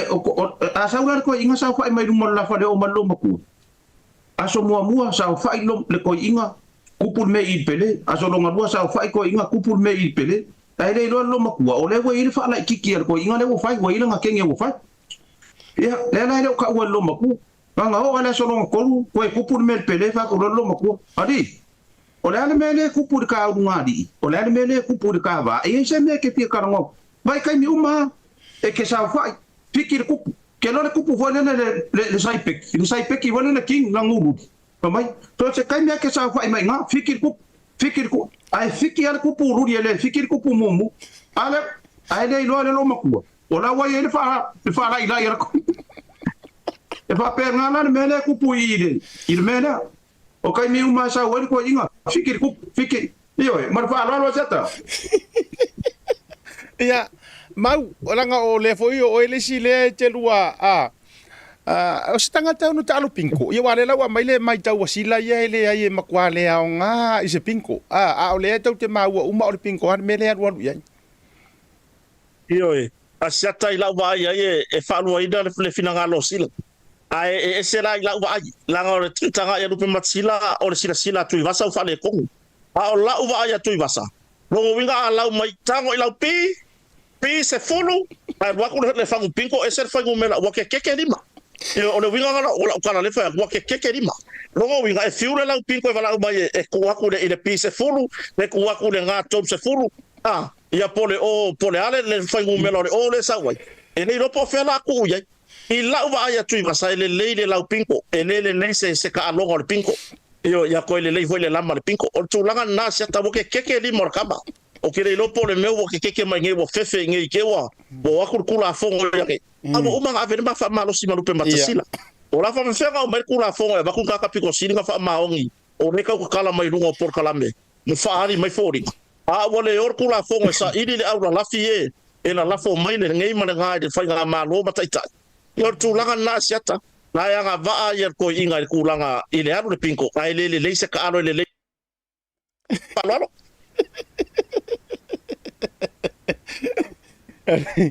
Ya ola walang o le tau kere o songa whaia kele. Le tau kere o songa whaia le uso wa o sa o tatu a inga i lima whaina na so na si i se tatu talama ai ola o fesili. Muli ha tatu te i me ese mananga o nga ua malanga kun o se tangata o noa o ngana to e fo i melepone. Pe o se tangata o no whaata ua loa le polo keti miliona na o le ase uru fina ngano sila o le ase fautuanga le lei mo le tatou sao wa e fai a kako o kako o suli o kako ainga ai mai se ta ua le e whaalupe o alo tutusa sila ia ma le tatou tama na whaatafitafea ia o le ase tatou o se e ongo whaangofo loa e focus i poro keki ai ku urginga ia uskaria la o le mai se mai na se tualalo e va tai jata ma ua kui basar ka ko po kala mele ko fai kui basar kana le nga fai ko inga nga ver pat to le nga pa o ki ale pasi o sileri kane la va e ola ringi la la ngeri ola ka dia chata le ai ele nga nge a fai ka se le la ama o ele ai dai ka ria nga ka se le ngi ya a fai o o ke manga o sei o wala nga o le sela le ko inga o le mau le mai o le sela le la wo fa ku si sa mau kar ngol ko inga pe a le fala au le meta ai ia ke e pe ma ngai fo ia fa pe ma ngia no sela ngai e sidi le mako ngofo ngai o le kanga ka kongo sa mo ia kuibasa mako ngofo ngai wala e kala vou ki ngau le ai ngai na le meo ia ai ngofo ronga ia ngai kari le bala au mai le ri ma ia ai ai ke le ka mi mo le si kai be koi bala au mai ma ai ia ke au ke manga ola mo ke ngofo ngai mar ko inga ole ele le fa ma po pongo me yo milionga ma poro ke ki milionga le fa nga solo ngi olo nga manga ku e nga ma ke ngofo ngi mar ko inga pa solo nga le longa sela lai ma ya ya mau ya mai langa o e fa ye upu ar tato watu no e te tele pe senga e matua i le o ko nga ngai e ke la kala ya ngai fa ye kara le o le ase tofa fa ya siata mo lava no o nga uman mako felo inga marupe matsilo o nga no mori ele solo muri ka vale ka kangir ke fongi o falo to ru option par tu ana vala uma stadium ka o fa longo kwa fa o va pe ya tu va sai lan ke fongi hi baby oi ya fa pe me lo martina wa o mai esero le usika ya ke o fa le lo o fuki o ava ko fa ke ro ko ke felo e marupe matasila maskamo io o le kulanga le kai pe o fa ngore pepe fa ngore fa me tu basa nge si on for tu io wa ma ko o le ngala e kui o le fa ma for folanga ku son mere e ka le kilo kui basa le il fa aka o la u manga fa lo ki go fesiri lan ke fo e vidi sa ko Australia e a wa kilo mai hani o la se kulanga i la kanga mai io ai asiata sinire fa nga kai o le fa le mala unga lo ya ma be makaside wa le ngi ma la fo pe fa fo ma tu basa le mere ku ia malaga ka fa no o lo wa tari tonunga au te pipi i le finanga no sila e sili le fa no fo le ina io o le mea ia o le sa ia pe o kula fongo ia nga pasi me tu le pa e nga o le sa ia tau no fo le ina fa no fo le ina awa le fo ye lo mala umalanga i melpone ia au te la tu le ma momoli o tato lo faanga ma se fa malo si aunga e o le tausi ma moli ai ia o le tamasao o le wa au tasi le tatou ainga o le afa no fotupu samo ia se foi fa nga malanga to le uso alo fa te le tatou uso na mo meta no me fa noi ia ele to na male la ina o lo malanga tu ia tau te tau fa fa fia lo to le uso langa o lo malanga tu fo itu langa le usui o le fono ia ba tu o fo malo ia esi ona fo i anko ia o se tama fo boi longa fo i le fio anga fo i nya ya tatou i lauli ia ai si tatou se mai o lea e tau va ia tu fo i inisio update mai Samoa ia ina inisio tele los fa inga tatou tu no mau masila tele los fa inga i tu langa o fola au fa saina ia ma mo fa ku fa ku pukeleli o lea pe te le sungar komisina ile saunoanga ale sui palemia foi le sa fai tono palemene wa langona wanga maukingoa o le nga osi le aisa tono datu botunu ia pe te e fira ngalo le komisina matanga ruanga ai a fuai me ko kikile mi sir masinga li ipo le vai aso li male tu langa tu tupu mai ai nga tai le o te neti mata mai ti le foina she nga mai lunga ia la tu fainga le fala au fa saina le se mina se fina ngalo ina i vai nga fo tupu tatu botunu ia mau pa pele sunga ya sila ai asiata partai asiata brava no po manino le maile fa foa ma wale atu ia o tulanga na lo ia nei wale asala va se va ya so tulanga yo fa ingal mtanga weka o le va ya so lenta ni sa ilos fa ingal lo topa yoi mai to tolu ila to sa ta fia mai o lo o umia ina fala o aisa fala fa sa ina aisa ia ba me o afo inge yo o me faitino e a inga nga il fa nga ina le fala fa sa ina lo aisa ia po pai pai o aisa o tulanga la dia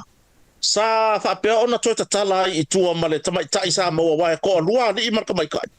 pa o le ko ma won ko kala ko mai kai ko ile mai ayo so nga le officer le ai ta fia i pe ya ni e to lu o si fam talanga la na mo mai tono tanga luenga sa fa lo ina le fa sa ni ne to lu ona le fa lo mai tai la sa mo wa ya sa fa do spai a le ko kala ko officer le o le la sa ta ma faisa va do foi le mo stato ripoti ma tu mai to a le mani no sa to ta tala ya tua ya le tamai ta ile mai la lo vai nga le se ia le asolusu lima o September o tausaga nei e tulaʻi o mai latou luma le faamasinoga i moliaga lava nei o le aisa ia mo se fia siata o pea ona te ena le fionga komisina ia tulaga fo i saunoaga le sui palemia e pe o tulaga na ona o lo faavae le saunoaga komisina faapea e lau tele i maua lava ni tulaga i se ini lap pon tulaga ini office office foi fa scientist le ka o lap o mafai ona kupa ina ile ia ai o lap na ya mo mama o ke lo ngai mo o manga fa lai le ngi ka pisi ya a mai fa fa ko ya ko me fa yo ele manga o mia la ngi lapingi ai atonu ana fa pe e alwas fa inga ngai ma mata i tulele o ngol mele ku o me moni lava siata o le o so fa ya mon mole a pepe voile ai le o maua lava po o anga ile mtanga ruenga o te ilo fo wala to maua ia nisi o famtalanga mai le au tu o fai to au tu o tu langa ko la fasa ina tono so tata tu ai o le ai nga intanga ruenga ia te la to ia i le lai mo mer ko inga ma me fai o fala fasa ina o nga ngi kalama ai anga fa apela ko ke maua ka ka le a mai tono le tunu ia ke lo o ka ko kilo ile ko nga me foi le kasi kilo kalama pe silia tu fo no tu langa nasia ta inicio va nga lo tu puso tatu tu no ile pe ona i foi le lava ya so tona ya tu i tu langa o fala o fasaina ya tu mor faso ya na fai lo foi ni so va nga i so tatu tu no lava samone langa fa lo malo fa vetai lo fionga lupe matasi lai so finanga o fai pisinisi o tanga tatu tongi la fonga mo sa mo o lo telefo i lo sao le ile tama ai ngo le tu o le asau fua wha te tau le wha tupula ia ai maise o le nei lava wha fitau li o le whala au wha saina le tūlanga o le eisa. Tatia ia le maruanga lan tau vātu wha fonga le tunu. E le fau lo tātou wa tunu o mai le wha. A o le tamala lea le o ta ua nei o le eisa po le methamphetamine. Ua matua wha tele ina tono le tātou wa tunu. Ioi, whatai siata mau. O la u titilo atu boile pawa ole mele ye ole ne yata mo fai pisinisi ale au fai pisinisi ya e yalta tonunga kilo ku le fasi silanga fasa langa pole le sa mai fiti le ile ai salenga mo fiti ya ale la ko ru ku u ya involve ko ngole le sa wanga ia fo inge ia aveole o su nga fai fiti ole la be ai ko ngam sa mo e ko ru la ku ai ole masalo mianga le ele o masalo mianga fe abe ia ngongi va le ole masalo mia va ko fe wa mo sam ia e yar ka ko nga o la ko ngei le fa solo mai ai nga ko misinga ma me va pe nga i mo le fo le ia la ko mai mo le pasa i fa ka nga va fo ia nga fa ngua me va pe ele o fa ya kula ala ngole ole su enga nga mo mai ele ai sai fiki ole ka u ai sa mo ma konga o akungu ia ko do Pasifika ia se ka foi ku ka ide pe ka ia Vanuatu pe ai ka wa ka wa ka ko ngai ia wala ngonga ole ia isi ka ngaka ia ka ke vai ngai ia le ke ringi la ko pisingisi o ka vale ia mo fe wa ia set o ka vale ngaka ka va ia ka ke fiu ka ia ka ke fe eli ka ke le mo ia ko ngaka vale fe wa ia ka ngaka ia Ola ofisili wa ula ve fau tu au e sau no mai ya lupe matasila u mana ya ola ofisili ya te o lua le uso fa mata ana le sau ngai le kama leo Samuelu malana moli mau ile hit and run tulo sau e mana tu e tolu a mata la popo o le moli mau lea o le hit and run le lava e kuli ya e kai miringi lua fala au fasainga le la vere aisa walanga na tau mai Samuelu le la ula nga aisa nga fai malimongi ia sawe malelo na tolu o le tau pulenga e fa o le oti i minister to lua now o le fisili la le wo fai tu walanga e mo ia pinga pe ele i pisa kele male i kingo mai leo i nei mea fa pende ai e pe o le saur kamale malanga mori mau tau mai aila e fala au fasainga makau mai makangaka ye involve fala au fasainga elengi kama ikangaka o kangaka lai u le pule o kampangi o malo sianga fa mataile o ile o matua ole tau vala au o tau alangar kamale le ua mapunga punga uma mailunga makako kilo kule ia li o fa mai o le mala papala le mele o tupu tato o tunu u sila fa vo mai so fina ngal ya siata ole nga la vale kai ni mau ki feilo ia i male so ma ko kalkanwa nga ia i kua manga yusongi o vui ma ka ko vai nga ngi yo le mission ma le sa mwelu langa mori mau ele se kama i maka upu foi kama i maka upu yang sa mwelu langa mori mau ai fa fe kai i le mori mau sia tali wa maka nga kau wa yai actions wa ka ko ba ia wa yai feedback le ole mori mau sa mwelu wa yai ale hit and run ole ngai ai e kausa ili lava po ai kongu le ai le kolu o le longa kolu o mea ia ko le ai le mele le aisa wa ma ngai wa le wa ya alos fa ai mai fea mai le mori mau le nga sau masiano le atunu o Samuel pa ngoa ia le uso ya Samuel ka mai ki le ma ko pa ngoa ia Samuel ka mai ki le nga wa nga mea ia le wa isolo le va nga le fa me o le pango kai le nga e ka aku inga fa penga fa ida kari ai vai le mori mau sia kari fa mai le nga vai le wo bevesi solo ai su engole fa ina wa mori mau le sunga le fionga le supare mia o le enga osinge ia le fesiri la a fa pe ke ele komisinga ele nga osinge o fe ana le mea o ia se kako fa mafu fo le no fa se mea pi o aso ia sa ia le wo le sa ka mo ia ka ko kalo ma me mo kai mo leonge o ise ka ko me fa penga o ka ka mo ngi me fa pe o le ngai ya asu e ku ile mu ai mapunga ile mu asu e o le fesiri la o fe ana le me le ma ye me ai pe a fa o le ngai ki sa mo mai lo ke ma ko msinga ele mo se le oi ona ana po se le mai le langi le ple e ko u mai ye sa ngai te o kai se asiata marka ko fo ko lu ngai fi ma mau se wa o ka manga o ai ki lingi ngai mea male ku ki lingi langa wara a fia i maka miki ka kele manga o ka ikai e kupu le mei sa mor o ia ngai meo po a me le pepelo e lesi o lesi ma me ai ole anu le isa siaka pa fe kai le mori mau sambe o lesi le nga fang kele ale nga tau ngel mori mau sambe pa kai kele i lingi ma via fika ku po kara mo sa ka di le chata malo fa vitai ole ai le isa no fo sunga ya mau ole mele ia manino mala mai le tunu ele sa ole tala le fa pe mai ele mau sa mo me fa wele isa ese ser nga fa makalanga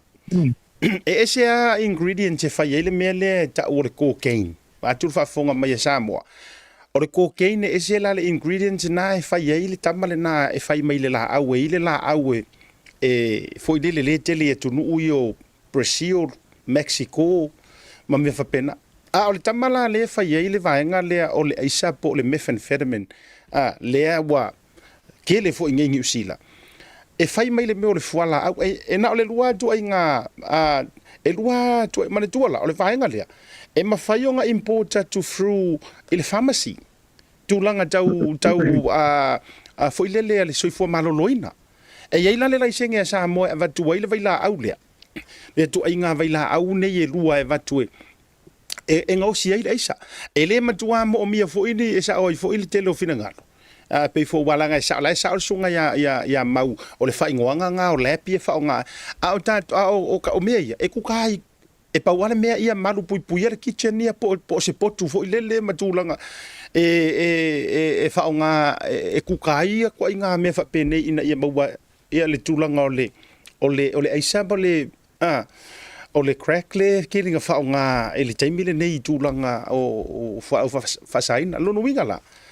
ele sa o ya ule mau fa mai ele o ele ma fainga fai sa mo e ma fai ke le nga fai sa mo le na me power me ia ile tanga te ile na to mai ile mixing o fala ole tulanga o fala fa saina le ia ona ma fai la ia o nga fai ato ai ole me la le tu wa ata va ai tu fo ile tulanga o tutupu mai ele tupu langa sila ma mau i samo o makua vaveanga silo le o mafau fau ko kele o matua tele le mo le tupu langa o off mafau fau enga foi la mana tu foi la le fainga sa mo le o fai ye ke lo longa o ise o fala o ponga ivi e o fola au fa pena o ai tūlanga fu o fola au ngungu fola au wala o ai le matua ma e le tau mafainga ona o le nau le fola au fa sainga leo le isa o ingala le ke le kusa o lai mixe le au waka mai a fu i e matulanga i o ila tau watu nuu ma me fa pena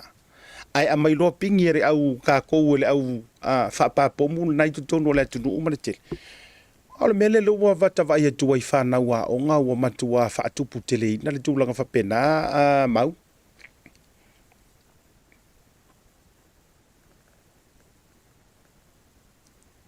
ya faftai asiata le wa mana ya ba nga le wo ya fa so faftai for fin nga lo lupe matasila o ma wale no foi samone a fai o le wo fa pe ba kom sina ile ma wase le i tu tono so tato tu no samone yo sfai o fisili la o manula tato o tato toa o ye pe na im live alele ma wafu o malu awa o matanga nga fo le lo responsible ile tu langa le ile malu pui o fa o fale bo vai nga ya yo a sata vo lo sa no nga tu langa fo la na ya ile taimina na fa malo lo ai nisi sa nga lu ile vai nga tonu lava le fartala vai tato fale mai telem to tu ona o le tu langa ile sioki yo fo la aulo le panado yo manisi o fo la na ave la se sa po ingi se fatto nuale ale CEO ile mtanga wenga bar fartal vai se ama seri poki po fe ostoki mabye awa ole me piko siri le nga au foi ile vanka ngode o ka fola au fale mai asioki alwa wasioki o tu langa voila na wa ye se tasio o worta to por kala menga lu se fartal vai le o mana o fa ilolo na lona suafasi tae o se va enga ta ua tele le ona ia failo mai fa mai i lona nga lue i le fartala vai le o langa mea mai kaulea i fala au foi le tu lo la fa fonga le tu nu fala au e fa nga ka malu wa va ai foi le wa pe fala au ia na sa fa patino mo nei tangata matua mai ai mai o mo mai fo mai timing nei le lu wa ko kupulanga le wo wa le la fa mela na ia sa no eva ai foi le winga tangata yo atu fa tau fola au ya wa ku foi ngale pe maso mai la mengo fola au ku pe tu langa le tau no to ave se fa mama fa foi le ile tu langa I fartala vai ile tau ta fiofi au nga ngau le mo yo ku pe mama meya ma peng fiki o fartala vai ya kau fiofi mar ku langa o fola au nei mai le mar tu langa fasili ngio la to po le ato no wale ma fuanga e ala ona la fola au nei wa pe wo lo sa no nga sia ta tu langa fola au le ana ye le te mana tuana ele taimina sioki e fola au le peneto il fala mai telem to le sa fa ye so nga ia manga loma kwa nga so nga le lo po fa ye po fa o mai o mele fa ile kaua po fe sei kur po le lalo langi o fa o mai nga so par tu langa na wa o to tonu a o wa ta tau ona tu la I male malo e fa se tato nga luenga yo fa se tato nga luenga fa tas ina ia lave e mai a tupulanga lalo ba o so tato atu mai ile fa o no o atu ia afianga matu ia o fola fa saina io sa tani le fon fa pi lo finanga ma matsila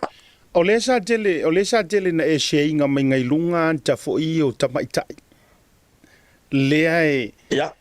ole popo le ngale le la va ai tu il tato watunu awalanga o mene ye o fa tasi mana tu sa ye le vai tau na lau manu I ai o tu me o pisinisi fa talitane fo I tu tono le tanto watunu na ye le vai tau le sa ye fo se fale matau tu na tau lau manu I fo ilina time o le la ta vai tunga o le la o walanga o mene ye o fa tasi ma mene o fala o fa saina e o fa kasia fala o fa sainga nge o le ko ingole aisa o cocaine o le heroin ma me uma fa pena e o fa tasi ma le tuanga ma fa fitauli le prostitution tu lo fa fonga le tu po tu langa fa talitane ma fa e o fa tasi uma ma tu langa yo o penga malo losi guns drugs prostitutions e o so ai lo ma tu langa fo I lea e trafficking lea fi fa ta wa I lo fa so tu la fono tangata po tamaitai po tamaiti la iti fo o mele le la ka vai ku ngale la so do fa mai ko ngor ka ko ko ai o le ta te va vai atu a faila o le fainga le o ngai mau e fo sika mai kai si sila la le raid le ngo so ngi loko pa o le fo o me tato wa prokalami o le waka ko ya ka ko le ngor ka mai ka a le tato ta fia mo le taimi nei ai le oilo e malo le malo mo ko misinga o le fo ya tato information so le vainga le la ngai e fai kalingo au pa e muri mai e po afo i me ala tau te tau mo fai e nana Samoa is just a small country, a small family. O ka ko wa ia e kau ke leo uma e skula ki uma tangata uma. O le ala le winga o la tatala. O le fo ia lau mangu ia mai ka mai kai. Ar ka mai kai le lo ko i le melea. Le fo o mai te o fa monga.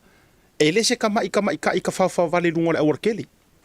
Na ona fa tata fa pe na ole ata fia pelo na lo na sua fa mo te misa ola doia pe fa ilo mai fo ye leo ele se ka mai kai fo ile le ia onga o se kanga ka kau aloa o se kanga ka ka mai e ye yo na fa ilonga matulanga fa pe na lawa lunga fo itulanga sa o ye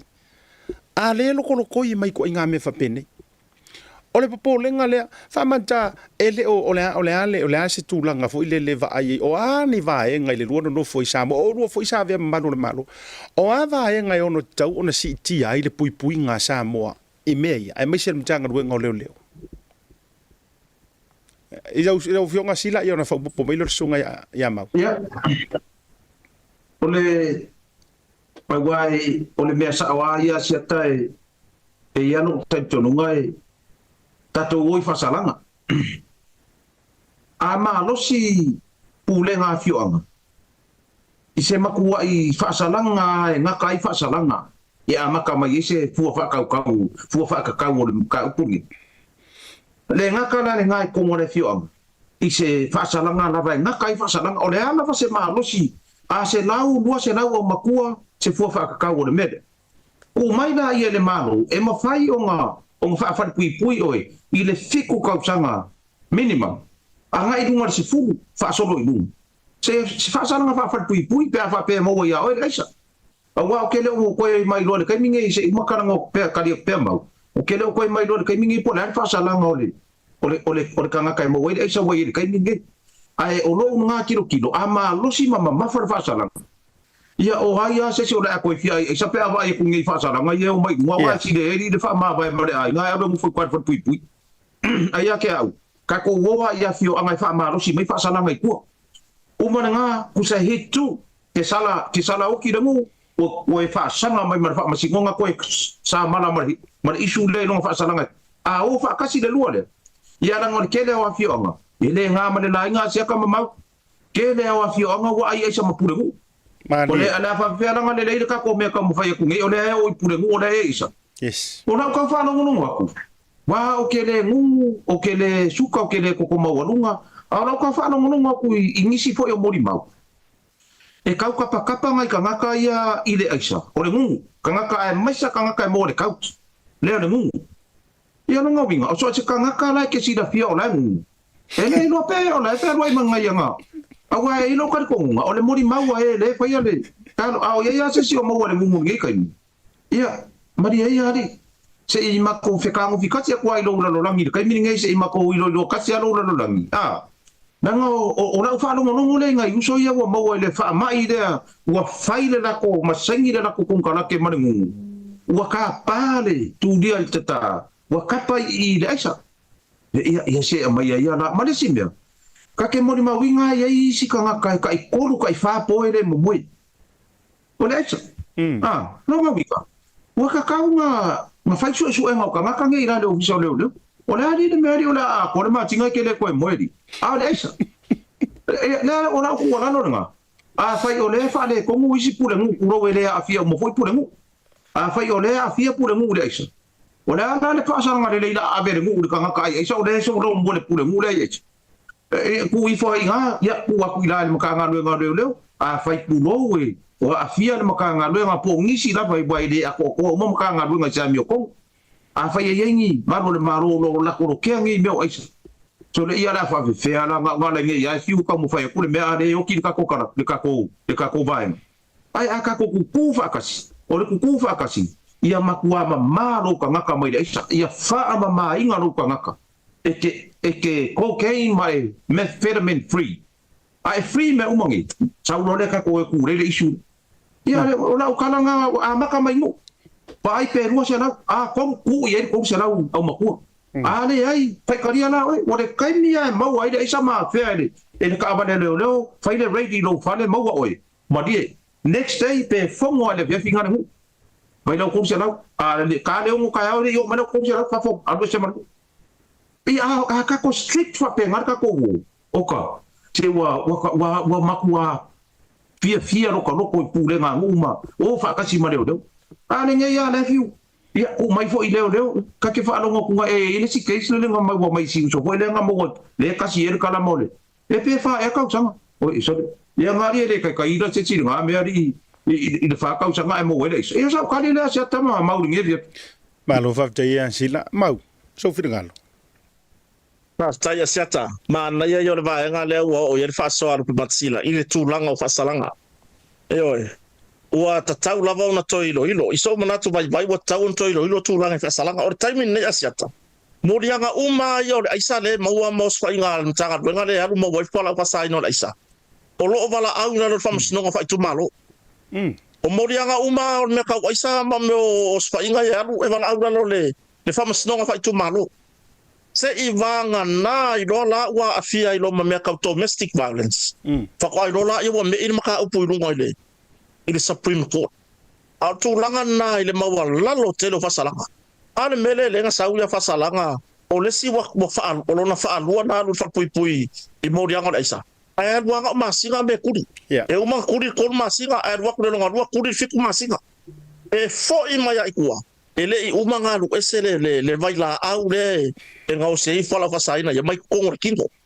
oi mai ore tulanga manino lava asiata mole o koe ya kailo ni kai mi tanga wenga ono tape nanga alaga e o fasi umio kere koe va ai o koe alungi ni fa la wi lo na tanga wenga i tua i no umala la fanga pe on sa no lu matsila o ia ye mo moli ia ile fe au oi ma ave le tulanga ile fa malo single tula fono o wa mele le mafu mai vesi tonu ainga o lesi latina asiata ma o marupe matsila le samone o ma kwa iso ma le tina por fa fine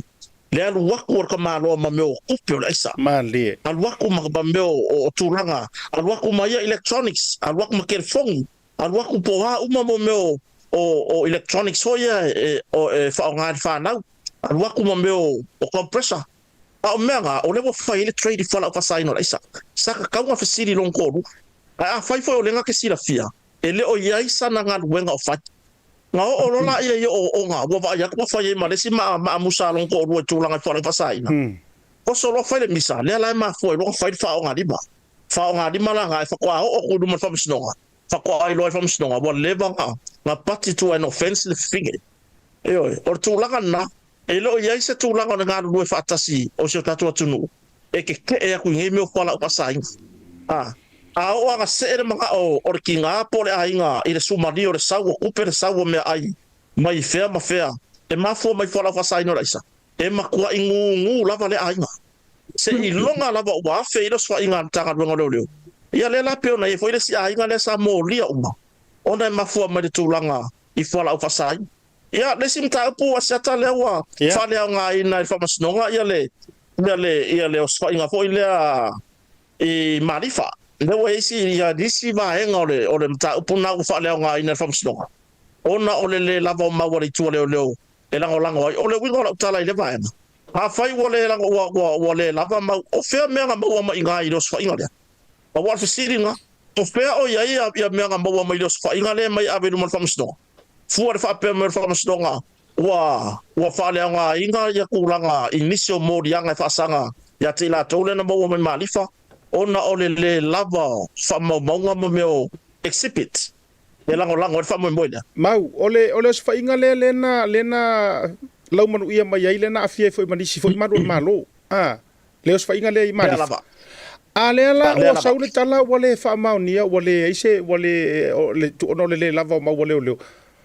o i taute o i la le lo ai sa mo le tulanga fainga ka ngi ku inga me wai o le toi o ifo isi tangata lai afia lai palapala lima e toi su isi tangata lai palapala lima Peka ko ku le me fa pe. Te lo ma fu anga le ala ino fa no mai lava fa te inga le fai me kule e pa ma di mongi mai le fai para pala mai au ko finga ye ko kongu nge pa mengi. Le anga ua kiuti. Ua para pala lima. O le ana le songa le a mai ngai le lalolangi o Samoa. Matangata ye to tonu o Samoa le fie fai me. O le songa nga le ave fo matanga ruenga o leo. A taua ina maua asa kia mai ingi leo ma me uma ia wa te lo na to fainga ruenga e le wori ina ia na le vaenga na pe to fa e le masta mai tai ama e to nga lui mtanga ruenga o tato vailan tato ia i le tulanga le ta te fai atu ai le ai a ma se pisa o nis tulo ta te le fa pe foi ai a le anga le nei au nanga e tato te ta ua i le atunu mea ia fai e kangaka ngei ko kongo le atunu. O le foi la le a mata mai ai lava le feita le pe ona sau noa sila ma sunga mau. Ma fuanga le inga ikangia le tau te iae. E ikangia le anga pauangi o por kalame manga ingisi o kai ngai fa fe kai nga ingisi o kamari. Ai ono lu te tala noa uia mo tatou por kalame o le tau te iae. E ala iona feita le anga o le tau te langa ina tua. Mea nei le sae ai ma fua inga sae le va o Samoa. Ko sila la Samoa i tangata ina maua mai malifa na maua na raid leo sa yai mea na maua na mai ale New Zealand matanga sa yai a afia mai mangi leo pe ko fa marcha mai tai fo. A le wa uma enga o le la o su e lava vai le na delay mai. Na na delay mai le nei fa masinonga ma le nei case a le sau fo ile mau e le lava mori mau. E le lava mori mau a leo. Alvisiti. O le ko su e leo la ko.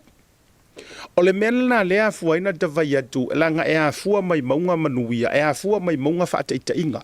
A vai o lai mangingo le lei Samoa, o lai ngongo fosori kula fongo kuila e pamari mongi ko kongo o pare mengi. E fai ngō fie fo i kangaka o nga whaasori kula fongo ma le wha maongi e fai ngō la kou kiuke. Le anga o lai iai le fua wha kaukau, lai wha avaa umai mea uma, lai mata uma iai mea uma. O le whanau noanga le nā le taatia mai le vaenga le a maui i tua jole o le lono winga le o lava mau o ha manisi vaenga na ea fuaina le o whaonga ina ma le taudia le vaenga le keisi le na tupu mai i nai malifa. Leo, whaftaia seta o leo wa whalea ngā ina whamsidonga whaitu mālo ia mōrianga o le maua ai o meo e whaonga mo le ngā ina leo whalau whasaino le isa. I fale uma ia nos fa ia marifa wakilia mai kusa wakilia lea ona o tūlanga i le ai o ni mōri mau leo vaenga le ai pe ona mari lau sau noga siata ona o malu le malo le sa fa ono afia i e fa ono ave la o tatou mafaufonga vapea o fea la o ave ia me ia mau mai o a wai pe o mea ngai ave luma whamstonga fa ele le ilo longa whamstonga ma mai e se tūlanga i se fa i unga a le mai tau atu o le asa fa malolo le tu mau leo ia mo so nga fa loto i fane ai mulmuli ane le o to fa fainga wenga le o to fa fainga wenga e au no lava ma se fa ilo mai le tunu o le ar tu langa na o Jesus wenga pa wal va nga sa fa ilo mai e le fa ma o nia tu inga i malo le malo ia sa afia mai ile tu langa le paula au le ala ko kali mai wal ta pule sa tu mai me lam ta ta sanga nei au le ala ko kali mai man ka pule ua whaalea o ngā ina e whamsidonga whaitu mālo. Ia mōlianga e whaasanga i a inga ia po whale uma iana i eos whainga. Ana mtanga ruenga leo na mtanga tau sanga nei. Ona o tūlanga la le lopo whio i mo ia mau on tanga ruenga. E watu e lango. A koe kiki o fisa o leo a kōrenga o iai. O whea uma o iai ngā leo i mōri mau ni mta upu lei lumor whamsidonga. Pio te silin na. A whaila o le mea leo le lafa kupula ia kupu o le waku ai luma ma le lava moni mau. A waku i luma ma le lava moni mau. O le mea mongi ama i mau pepa, mai mau inko masingi, mai mau le taimi. E oi, ia aku loi ai anga o e whai le lengi whea a inga o le lengi. Ngai lo le alu ai fua ma mai mau ai fua kaimi. Ia peo tūlanga le asiata. Malo whaftai lausunga mau a sila. O soufina ngalo, o le whano noa ngai lau wa ai atu ia i la tau te ofuina le tōninga leo. O le tūlanga o le whaatau wina o le lato tautonga o no le tupe. O le mea mua le nai la uwa ai atu. Wa avea le mea o le ayos o le tūlanga wai le nama le laina tūlanga i totongi ma tūlanga o le tupe o lo maua. Ae ua matua whaasili atu lava le ola fia ola. Nai lo le tautonga, ma malu ma le tautonga o le ami o tonu na whai. E la tau te tau sisia, le wha mamaluina o le tūla fono, la so vina ngalo i le to, wa o le mele le la kupungei. Po le a fo i le kamaikiki ngā vaku e o ngā mākua i se e loto i whale le lei ma wha maoni. E tofu lo i to tonu o ngā lue ngā leo leo, wa iai le upu fo i le lo o umia le paua. Wa iai lo ma le mele o le sumali o le kupe vave mai le isa. Ma meo vaenga whapea. Pe e suia uma ina le wha maoni nā la tuma ia so vina ngalo. Patai e seta, te hua, sau nore uso e amau. O le tautonga lea e whai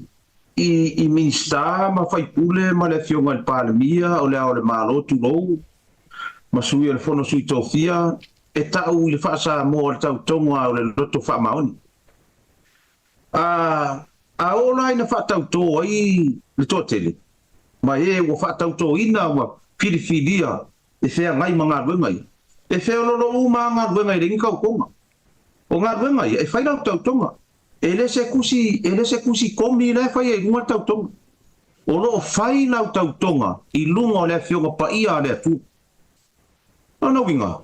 O fea le me sidi ya oe. E sidi ya oe le ngā mea wa e kari ya pe sidi ya oe nga mamafa ya oe le kaukonga le loko wha maongi lea nga sila mai le langi o si i eino lima makua i o wa ao ma. Makua i fua wa ao wha mamafa kuispa ia. O fea le me sidi. O rau kau konga po le mele o karia i lalongei. Po lo kawi. O lo kawi i lalongei po le kawi mai lunga le mele ke sailia. O i le kari konga. Ua maku wa le ai ma sesi o koe ango i le kau konga nga fai. Na wa a kukupu mangi pe fea i kua isi ngā luenga. O sala inga kukupu wa ele ni kau konga nga fai. A paua i o ngā luenga i wha kau kou. O le kau konga o le roto wha maoni. O le ngeia fia fia siata. Oka. Maku wa... O le mea fo le ngā, leo ke kau mā fau e le keisi no tu au. A whai ngā kāro ka ngakangi, a mai lo le kusi pa ia e ku ulu, ma ai o mai maka ngakangi le masalo mia le keisi, o mai e ku koua au, runga ma whai kau konga. Mai lo e whai kau konga, o le mea muri a lea, e unga winga e ke kau koa marou sila fia. La e sila le langi i lau kau konga leo whai. A whai e leo oe, kau kala le ami o konga o kusi pa ia le mea leo whao ngā. O le keisi la le u whalongo ki ngiri sa nganga leo sa amau. Mo whalongo ni ngei amakanga ni ngei aso ma le wike e no whika ua inga le mele. O lona winga e, o lea peia ua kau maua i le keiso, le uso maasanga o le keiso tu au. I le mele, le ua kau maua i le twin brother, o le keisi la, wa e eire kari kongunga, u whaapea. A proceed, le keisi la i longa whaarua runga eluai, e ei kanga kai afu i le mele.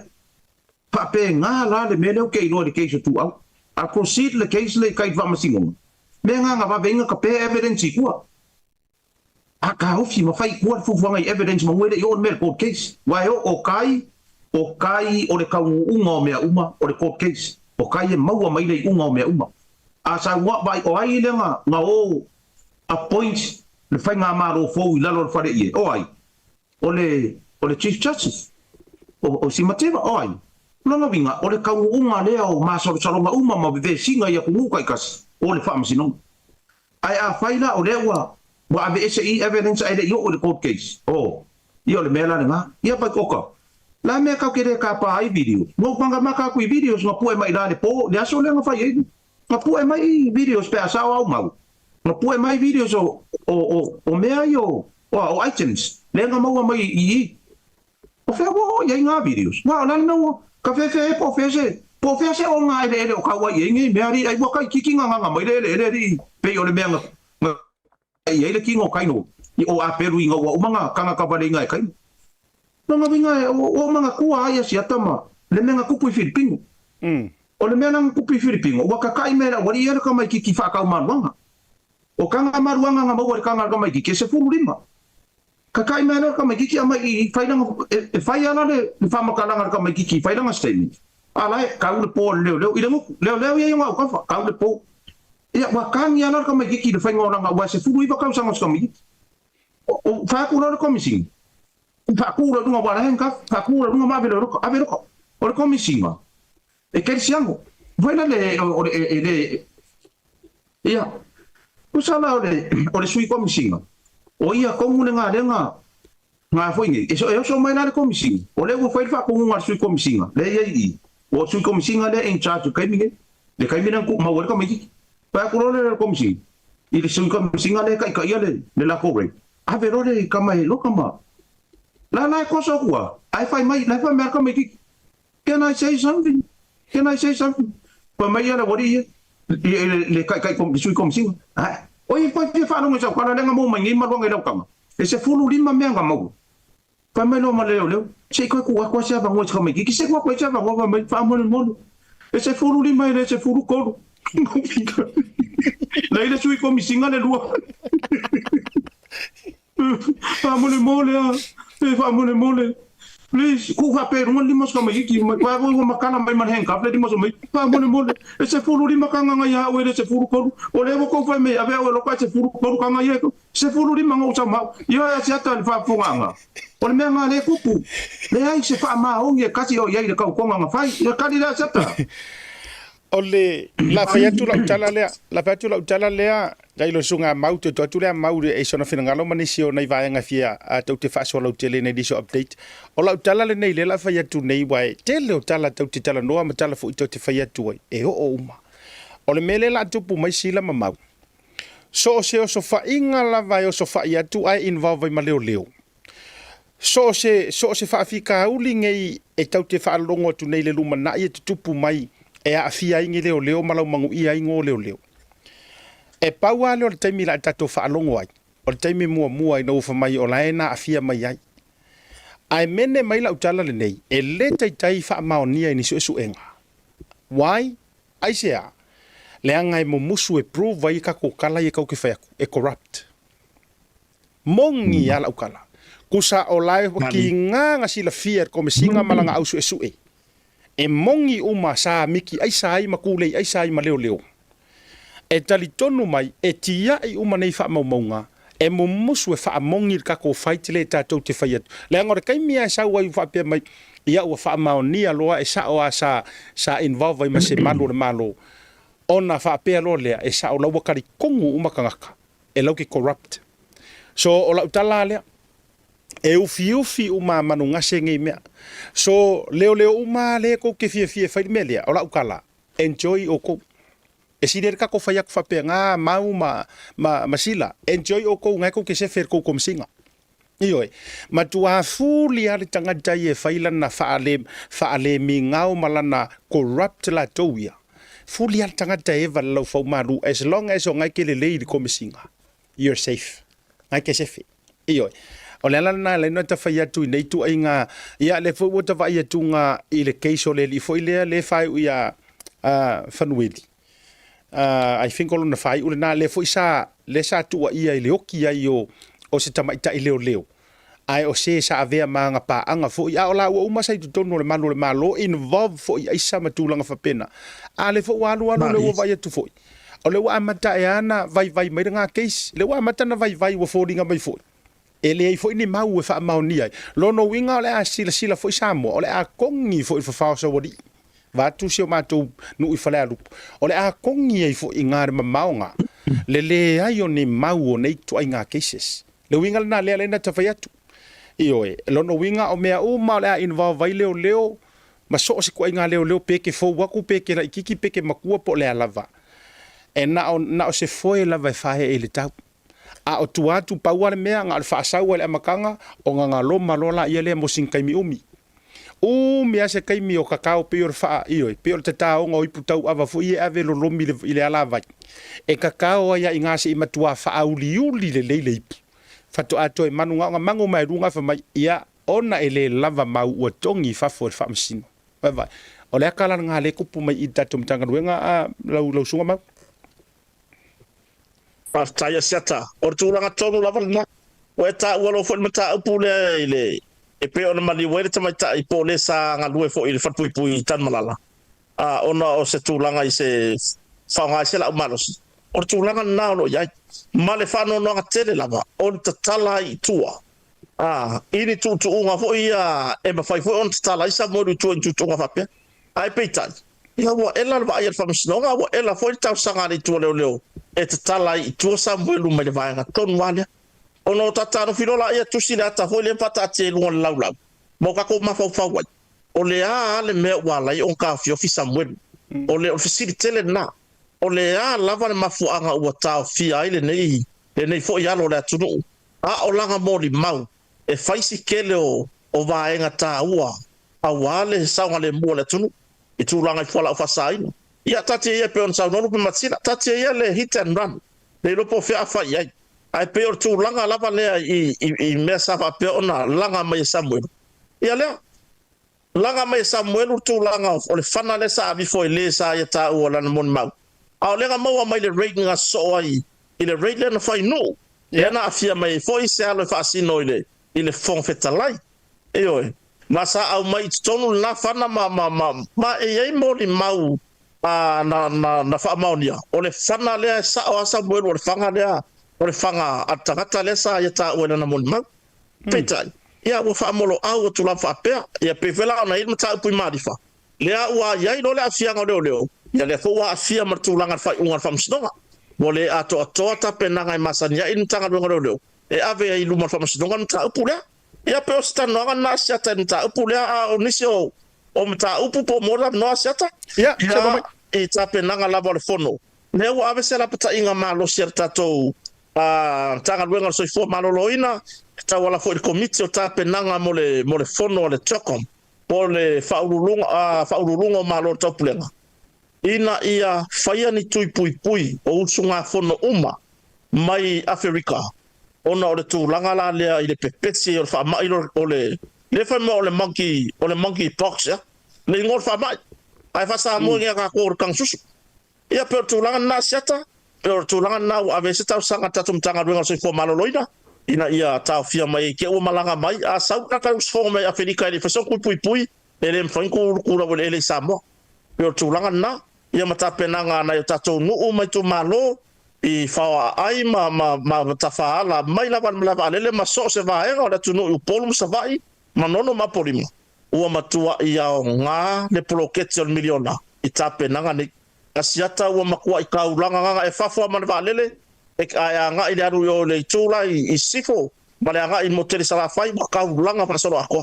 sau ma lava alele tau yale pata tau langa whasolo ato ta penanga o whaonga ina ile miliona ma o ta ua le miliona pe ona whaama ite fo tato whainga malolo ia nei malanga whalua ma lo fa tai I o ele te vai tu la walunga mai nisi o tustu singa nisi o nusi pepa ai mai se ala tu no le ya Afrika e tu langa fa mai pepesi ma tu langa fa pena ai mo mia fo ile mata tu na le si o tato tu no walanga ele se ku ukele yo e tasiale pepesi nga ai te fu to fa o mai fo ingi fia nga le la kor kupu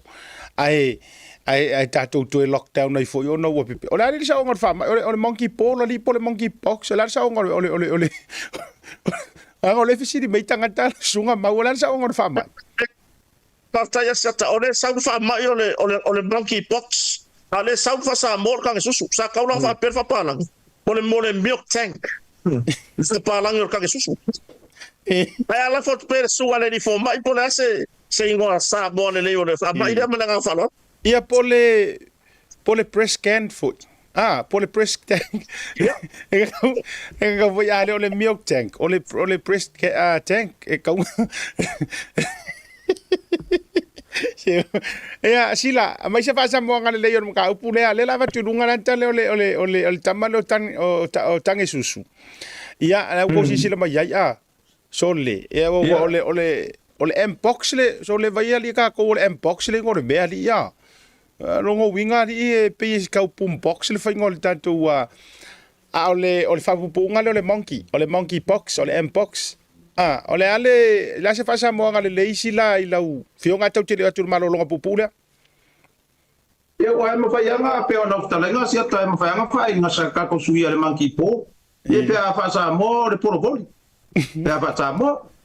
ai o le wa le ka ba le ka ma ke pula ka ko I fa sa mo ku ye ale la wo ma wa ku le si fa sa la le si o ri fa sa la le no fa sa la wa mai fa pu fa mai I sa wi winga yo po le chokom ari ma wa le ka unga de ka wo po nga de chokom ai fa ye le si fa sa la wa fa fa mai ua pisi ala tatou atunu u le fontaga le chapa o loo taunia i Samoa nei fontaga le chapa o le fogokaga chapa sui te ngaukaga o le kaimigi ua fefiloi faakasiagaga le agamakaga kaola le mele iai ma kua magigo le chapa ko mano ia ia tatalinge fiafi Ona waka fai pisi su engi champa. Sema tado tu malonga, sema singa ipo vai, tado tu malonga popule a foi mai. Fa si formato fa so ma au so lunga proclame livanga fiafi. See your plumbing. My shower head's fallen off. I'll see you soon. For all your plumbing needs, call a Seal. No job too big or too small. I'll see you soon.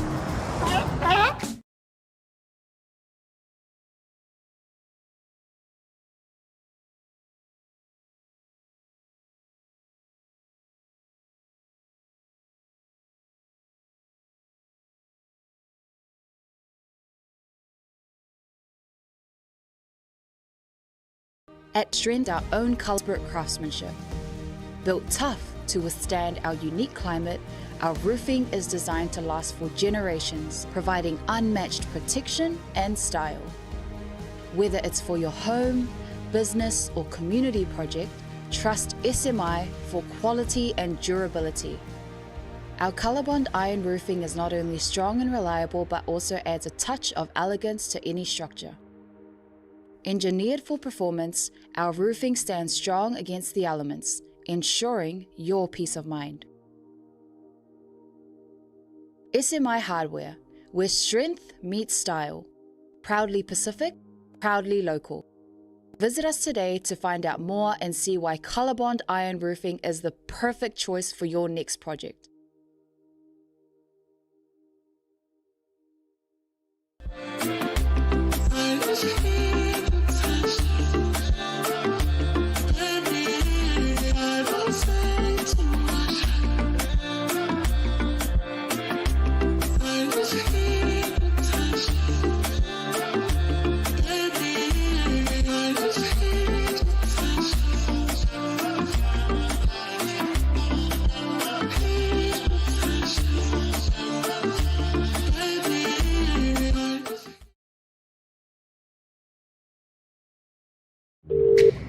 See your plumbing. Oh no, my hot water has run out. Stopped I working. can smell gas. I'll see you soon.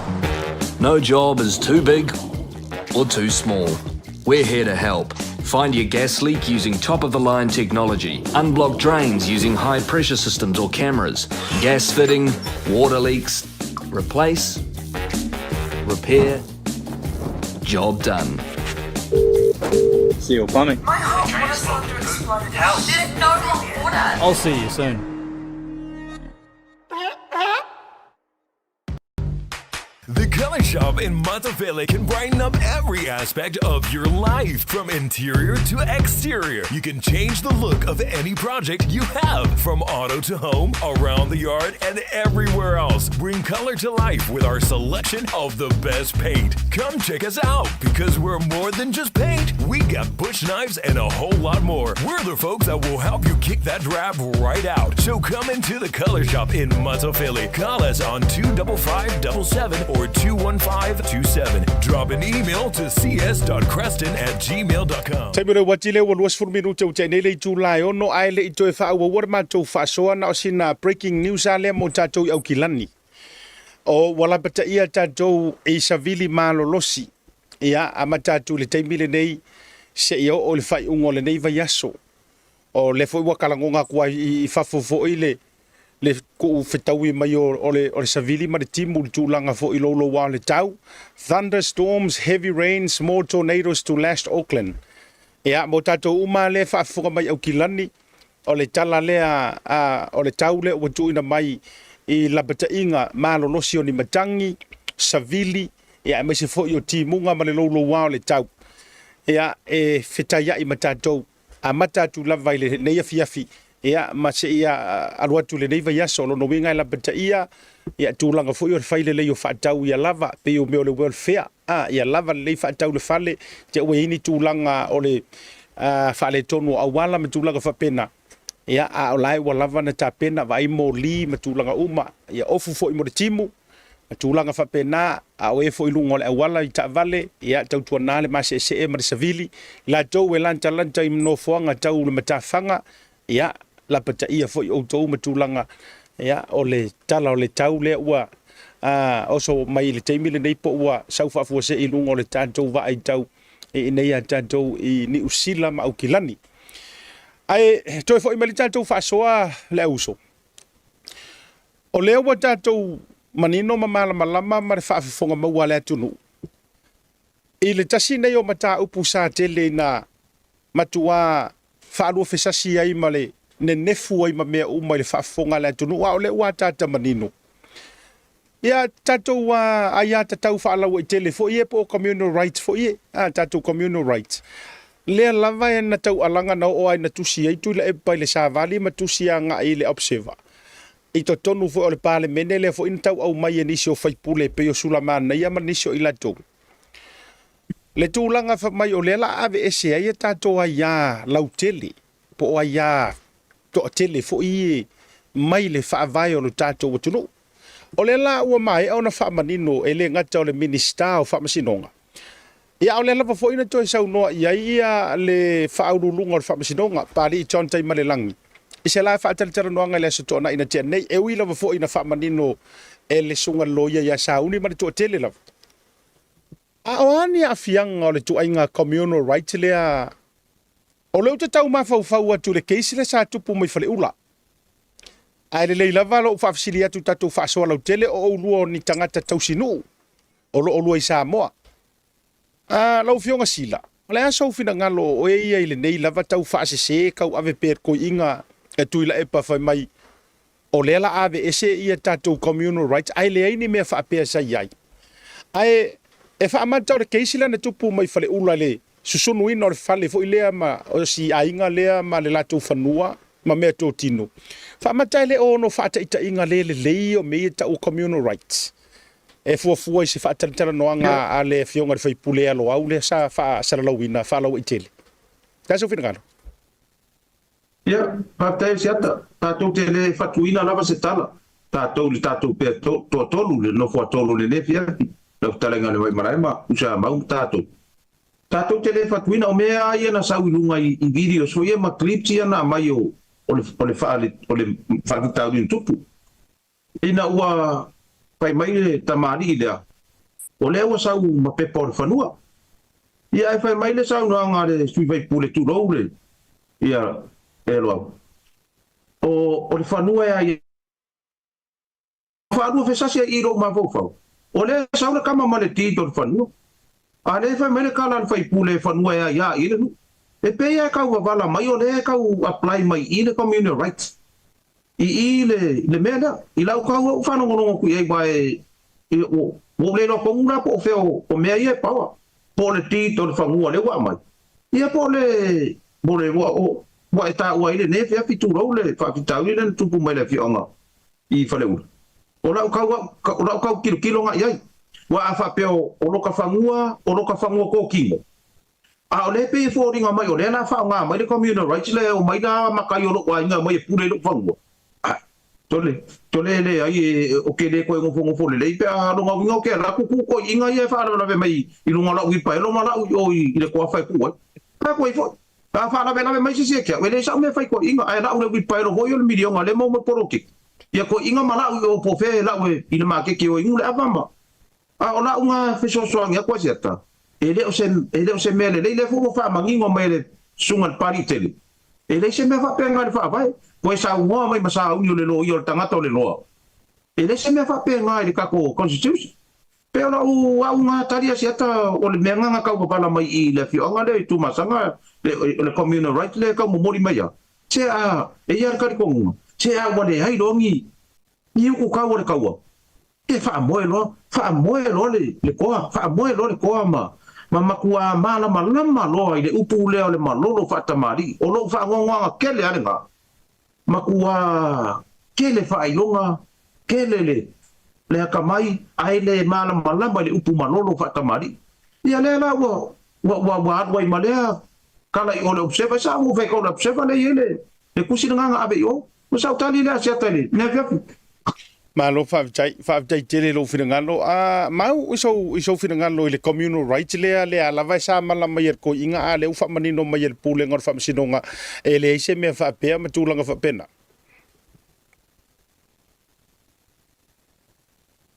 Say unmute mai mau whamanimole lava. Whaftai mo lava noa siata, whaftai fo i whiringalo whaadia o le whiunga ia lupe matasina. E tu sai foi martato tanonga wo ia ia to tele ia oi ia pe ia tangia mai sa noanga fo ia tai tai ri tuanga o lea tau avere tu langa fo lea ina ia mausali ia le la to fi na wa sa fai ben tai me la to pa inga ai o le moni la va ia le se meta tu te pole ia tu no o lea o makwa i manino le sa noanga ai la to fo fe ai sa no sa uni no ta to pokalame o ke o for ka ka e fa longo ai le malama saunoa le minsta pe ona saunoa ya seta malama le po mai lo ma se fina ngalo o le fino fo il palitele chan tai malangi po o le fo ia o le lo ia o se lo ia fa wina ai i lona background o se tamali o i longa no tula mai i mata uputa fam sno mai lava fo i lon sila pia ia mai a tonu lava o mea fo ia na tam fai fo ia le lai fo i tu lai me pulenga malo e ese sieta mari ono le tam fai atu tu langa ia tau ma me fa pe le pe ona manino le sa no ngai la tau ne fe ngai ma tu la fon le ai lava ma se kulanga ongi kako waya kau ko kele o sau ko fa vai o tsunu ne mai o ke le loa po le ale me o ile ko fa sanga ile la ko upu fo ile o ile ko fa sanga ile la ko kala le masinga fai o ko sa sala mangu o make se tulo le ala o ko e u ko ya ki la ko le fonga le masinga sa o le ku la o tu la i mal pu le nga malo o le ko sa sala o le o ko fa mangingo ma fa pula ya tu langa i communal rights ye ve siengi ya ma o tu langa na fa fetai le fa nga malo o tu la i mai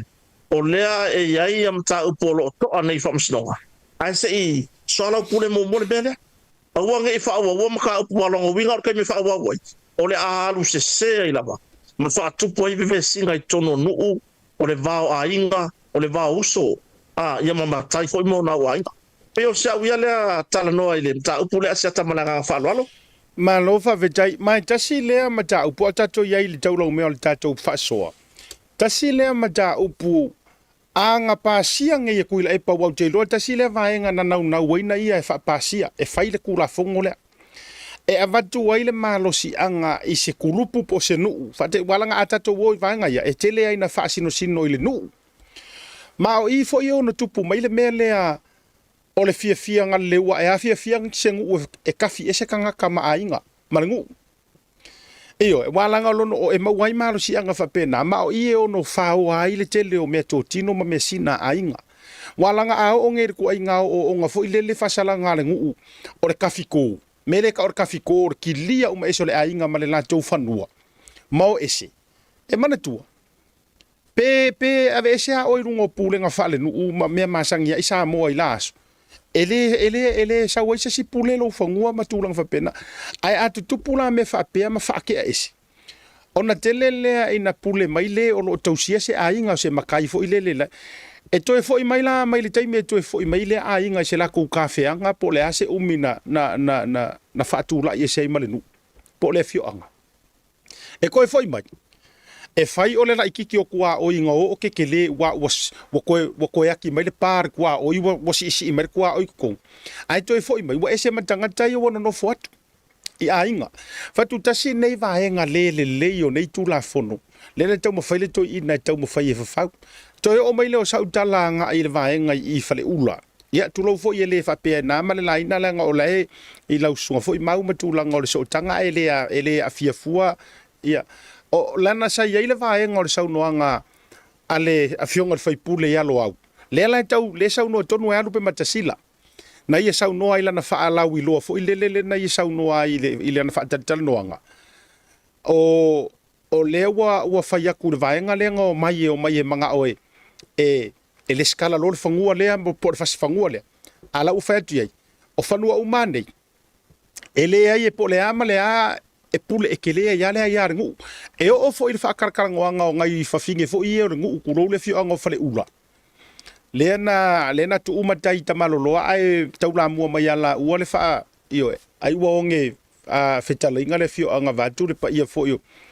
o le fio to tau fanua o le mali to le ngala sa ngo mai lava ia e o mai lo pule ngare ngu uma le marusia i fanua lo no winga e atangia mai o ele uma ma fango a inga le ngo fo e nga onga ngo fo a fo ile le lunga na ona fa fodinga ai a o inga manga ora ngu ku kuri ese e no mani mafu anga te tau metulang o i la le tu ma ale ma le tu le anga ma le tu le o nei tu ai nga tu la fono fa pe nei ai fa fetai le fa nga malo fa fetai ele ya se mea a me o ango ai ma na ia malo ia le tu lango nei tu ai nga fa nga tu la fono o ia to tele fa pe nei ai fa ma maluina la vale ia ale tangata awala ngai le mafainga ka ko ku ruma fa masingo ele fe kawile le fa masingo kanga ka ko kasi makanga ka ko kele fu i lungo nei me o ia tau lo tele ma va nga fa pe ai ole winga ole tala le te tau fa tu mauma masila o kele lo ele to ina po le ale ma tu le epa po le ale ma fu anga wa so na ta wa halua fo ile le wale popular ko inga pela ver ka vale pa fo ni to inga ave ya or ko inga ave fo ile le pe wa halua ele popular pe ka ya ele me pa ele ala fe ko ya male piriki pe sa o pe se ele o ko popular ko inga yanga be kala o mai a sila ala so ya wa na to te ma futa ina si o ta to botu or ko inga ri a o sa wa wale pe sa o pe le sa o a ole sila va inga lo te fia fa fesilia tuai e pe e fōringa mai sia ka koua mio as long as e whai e kuila e pa e le popoli. O le winga o lau tala. Awa a sira silang i kua inga kuila e pa manga sa uanga i e whai. O tena longa anga whape o se kala lea le whai mai e la auli o se tala lea le whai e fia me o se tala lea le ua matua i tū vai lua mai le lai tū e mōria kula fongo whai kala pelo. Ai pe antangia mai o le kele au me ia kau ai mer ko inga. Pe nga ke fakua se kala, pe nga ke fakupua se kala. E pe ele popole aku le e pe yanga me ia fai. E pe antangia mai o laina te sila fia le. O lo o ia u mawina le tu la fono ai mai ser makanga ruenga o leo. Ma le tualanga e ser ia whamasingonga. A o mea umai ui mua makanga ruenga o leo. E muri o mea whamasingonga. Ai ole au wala ole ala fua por fai to ai ui umai sori nga tu la fon e ui umal makanga ruenga o leo e ma fua la no fai tu tala le so fina ngaro sila fa mai ali tatu fa so ole kele ku inga le fa vai e o a fo ile ia vai le fai langila no folo nga ku ia fo e ku le epa wa le longa se me ku ia ai fo ringa mai ele ma fai nga mi ngoi leo they can't do anything to him. Uso ila lea e a fua ile ma fau o tangata. E o kera longa ko e paua lea o le vaenga leu umauer ko inga kalu mai o nga malolo. E lo wa lea tali tonunga na oa. Te loa to e paua lea mtanga ruenga lea e umauer le to ina le taimi lava le nei. E ui waru esi. O te loa laina te umawina le mtanga ruenga o leo. Pe a fua tu iai. E mea ie tula i maima tutupu. E ta fili saunoa ia a faia e pepelo a faia ese ai le ai ma se tua o yo nei mea so fina ngalo sila ia fa taurunga tanto fa so ya ole semana tu fa ai wa siata pe ona e tala ile ne fi fa so lo tu ile fa mau ya o le faito to ala ba o mata upu nga i fa masino nga uso tu ile uso le ia a faila o le e ke wale ki o le faikupo. Ia o ila se koe pupo o le e ke pule o le ki o le faikupo. Ba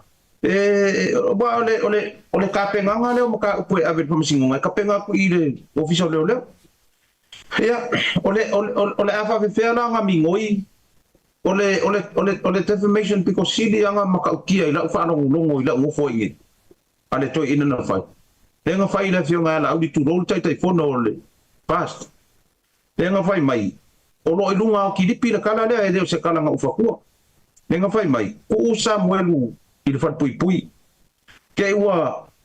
wa ku ia e la au se pu fanga ni mau e mangingo le ya seta le la pesa o le i le kilipi o le mele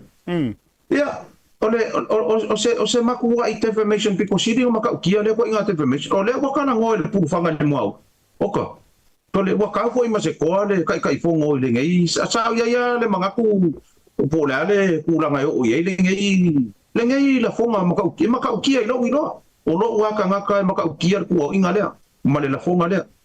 so ya ke aula e mong ia ila u fekalenga tiata ia wa o kale i loa o kele a ka ngaka i share mai manga share mai share ya mau i me ia kukupu se kako e anga kausi mamalu lava e o mai le so ele mafainga ngalo i loko le tunu le ko i ai ole me o ye o to le wa makua e se le kulanga o ye wo umare kausi mamalu o umare mamalu o le loko le kulanga o ye ia seta o longa manga e kele ia kako wongi ngo kiripi oka e fa solo mai kiripi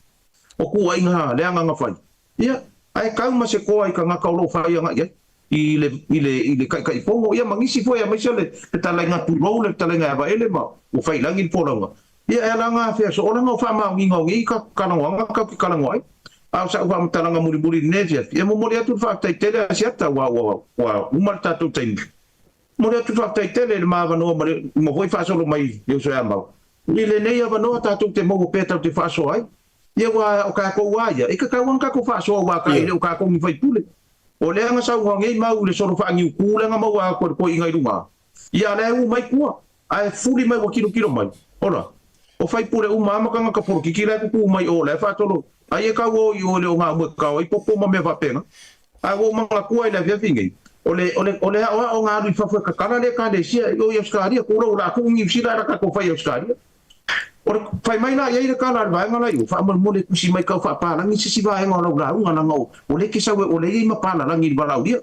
anu la sama kusi ro nga ka ile o le si on ka i le la o i le polisi fa kus pa ia le la ngala nga fa pa la ngi ngos kam o le la ngala e fai mai kusi fa ka oko na ku nos ka o sol wa me ia si kamo le me le sa o le la ngala nga ako le poli ia skadi ai pa o le pe pa la anu nos ka pe o ka fe wa kupur fa de ko ngole nge bole anu las ka mai la o le ka le sa o ka le pumu wa fai le hole lo wa fo ka ka la ngole ia fai mai lo mas kam ia o le tatou tusi fai tau o le tusi fa tau to ia sa ka wa fa sa mo pe a wa ki ka mo fai fa pa la ia wa ngalo uku a wa pa mai ia our reading this morning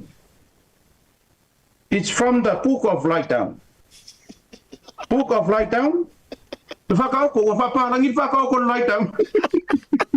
Ia e ngea whiawhia tiata. Ia ale sau mea whaikau ngea whaikau le kutinga Light Down. Ia o sau koe, kora sanga muri lea tiata whawhetai te le lava. O e o lo lango mai le motonga. O e o lo awhiwhio mai le motonga. Mafua mai le tautai ae ma le Blue TV. Le Blue TV o le TV a miotonu. O le TV a le awa miotonu. Ioi. O kele po le apo o ingi kanga kai koe mingi kana o le TV ale awa miotonu.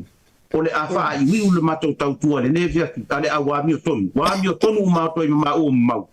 I le a miotonu a siata. Ai o le nei fia siata o te whaafetai tele ilo o vanoa. Le avanoa o le tamaro mai whale la tai ma o i iwa sa vai ma sa la varu ma. Le tatou motu i sa la whai o motu vai mema whai. O te whaatou whaa ma tō whaatu le nevia whaatai atu i lau lango mai le motonga. Lo manga o pu en ka ko aka ngei ia wa fai ako i mane ma fora sanga mamau e manga o pu se aka ma e manga fai aku ni ma kala mari ia e kokongi kala mari e ringi kala mari ho inga e manga o se kala mari nga visi mai le la wa kul ma price list wa manga fai ka ia se talia tu le ja ta ia man via le ne via e ore le book of light ia mau Sewia fai e fai una sia filene kan wa kur ka balele ko inga balelo maku ore ko inga ang wala foi la lele kasiar ka vale o fie ang wala le anu tu ai bauta mala kan wa kur ka balele ko inga balelo maku Ole ku mereka vale ko inga palangi mana malo na to no samo. Yo, e vai ko inga. So ole ko inga palangi ele no por ole ku ko ngana bola. Ole se ka kala de cake form fainga aru le kabari ko. Yo, fa ko marko inga le lo makua. Anu fa ye pe fainga me i ko ave ko la kabari se ka. Ole ka kio i ko ka fa de. Yo, afa male lo makua. Kanu ye se hanu ye ngai ke amio fa ko komi. Marko inga ele asa ga kire lo ko kala ke pala ai. O soro i fafo marko inga siata marka vale la alo yai. E la kura la ka kala si ko inga palangi le loka. Excuse me. Na kuar ko inga sa morgue, excuse me. Pasanga mai lo marko inga palangi. Yeah, hello sir. What do you want? Inform mai lo marko inga sa mo. Can you move the keri lor ka vale. Ole ngalo le kwa le lor ko inga le. Le kulanga ko na fa palangi keri lor ka. Nga fa pe marko inga sa mo. Can you move the palm of your car outside of the road? Can you move your car's palm outside of the road? Keroy. Or ko ingan ge waku. Wala ilo pa wala med palangi ola ka mo si mam mam. Pangal wi for palangi ko sa wala la vai mam pa ka fa ko inga malaka wala. Ese tu ne bango ya ka wala. Pasiunga di ile ko. Yo, o ngado mo fa ya ko inga sa mo. Excuse me. Can you move your car's palm away from the road? Yo tulangan na la fiafi ne ya siata fa petai ya tunu vain pata si mai. Yo, ai wako yai de fili luana wala e mafayanga e fanya. E mafayanga e se mako ako la mio kongu le sa ngo e lup matsila. Yo, ortu langa na fa tai tere na tato wo paanga. Ile fa avano la to temi taua e mai mo ina tato por klame o tauta yai. Mai fe au manga wenga ole aso male aso. Yo, ya ai ngata fo ile ona tato paanga na tinamta mama tu o lo fata si mai. Ona tato wo fa fe au mo la to fa tu o lo fa tu ia. I so se fata fai taulanga. Ia male lo se o tato tunu o se ata so se tuole la lolang. Mo moli le nga fa aftai di tato pulenga le fionga le li pulen nga ftasi. Male mamalo tato o fenga luenga. Ia ai mai se lau sunga ele tama. Ona fo le faru penga le yai. Ia ne O alo tusa. Ne uso tusa o yo alo tusa. Yo ia pole alo tusa. Ia o se fa manianga na ma se fa mtaranga muli na mai. E taman fata fea ia pena fa malemo voi malanga fa no ano. O lu esa o ka me kiki. Esa ka me kiki fala kai de pe se ka ai ngo o sila. E nga sa wi ngai le ka mu ka mai sa mo esa ka ma ro ka mu ka ngi palang. Al fe ku ngala le siang ka ma le la ko ru sa mo. Toli la ko fe palang ye. Pe fe ka fa nga nga nga fu mai ka fu nga fu mi mo le a. La mo sa vani la ukamba le fa la kai e ko fa sur. Ora fu fa pa lang yo le. Se kang wa oi fa ya ku isa ukala ngai lo le pa lang ni le fu mai ka le manga oki. Anga la kwar ka ma lo mai. Hey. Can you pass me the Fuamicas, please?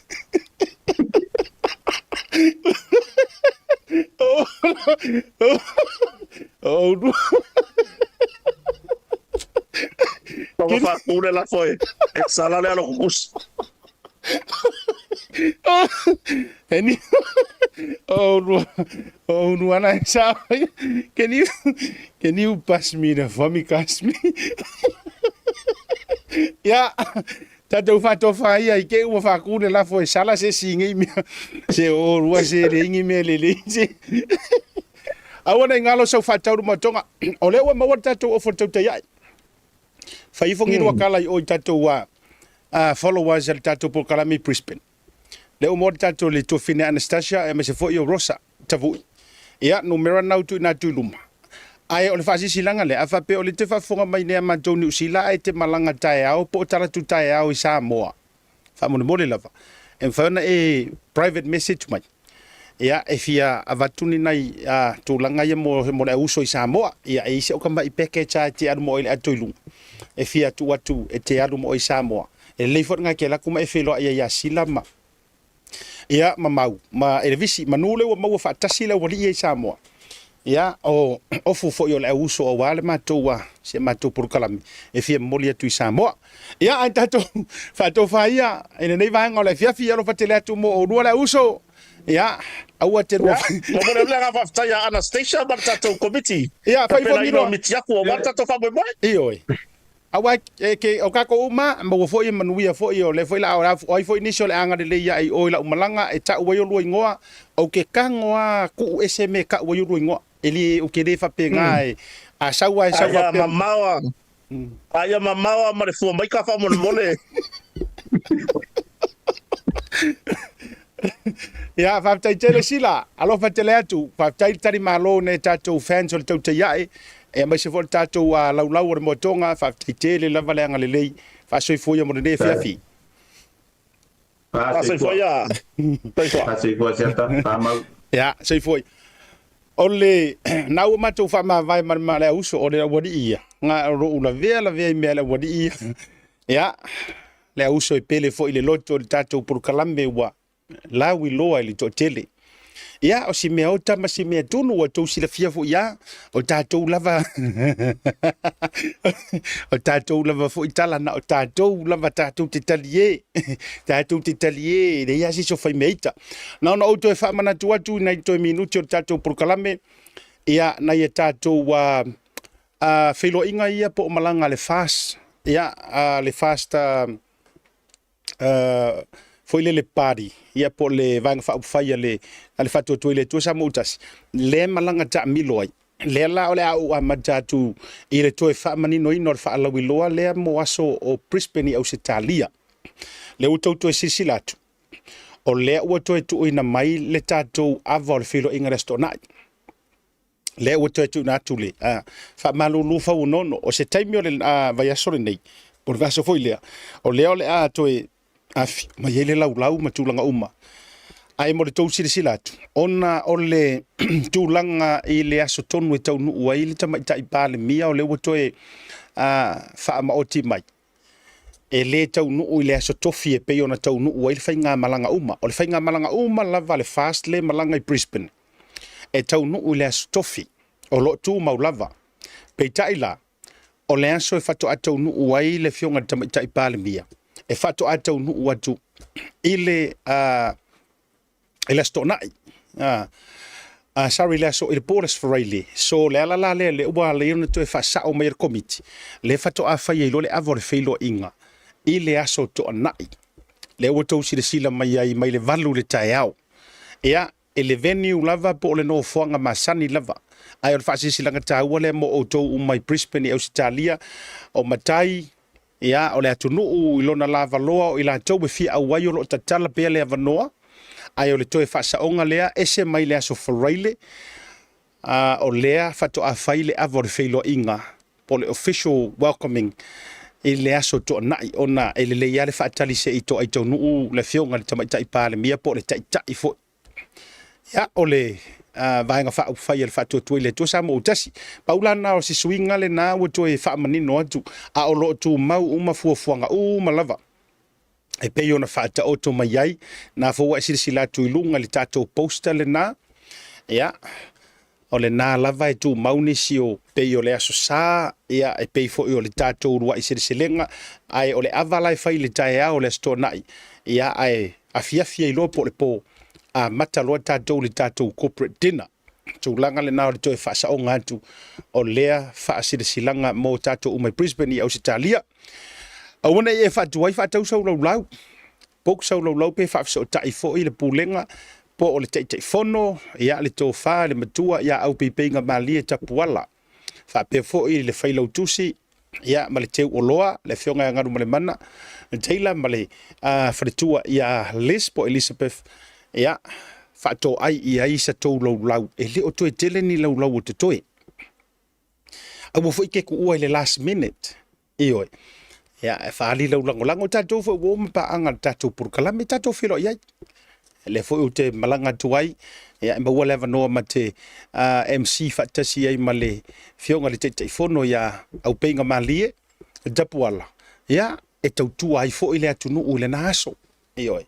afte tele fo ile mana ia me se fo yo le vala udia tau te filo ia ila ina ya so uma lava o le wa to faina mo le fainga malanga i to ai tau nuu matala malai ai Brisbane i Australia ma le aso ngafua o le aso malolo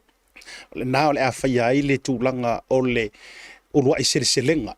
e ei wha fianga o le urua i selenga ma na ia fo i le wha moe ka mo vile le pea lau e koe mai moe ke wila po le fua tatalanga a faila na misi a orisi singa fu ai Samoa a wala ne e misi le fainga le a Brisbane ia ma tautia foi Brisbane ia ma le la tau foi ia tapenaga o loo taoto mai ai o loo lava le taimi faatau sau laulau ia e faaali foi lou lagolago o le faamoemoe o le isi tatou faasisilaga lava foi o le faamoemoe lea i Victoria ia le ready lo le tatou flyers toe tuuina atu i luga o le tatou faalauiloa lava le tasi e uma le weekend lea e amatamea ai Brisbane ona so'o le ma le weekend tusala matanga lava o ke topa le ia i faamoemoe i Brisbane e Australia po Queensland ia ona me ilola i Victoria i le weekend lava le nai so'o ia le foi o la tuuina atu i luga le tatou foi flyers ai maise ia o le no foanga e fai ai le tūlanga o le tatou faamoemoe ia le i Victoria ia awana ingalo fo ia di oe buk sau lo mana tua la Victoria o tau le tele ia le ni lau ai le lava pe lo fa so tai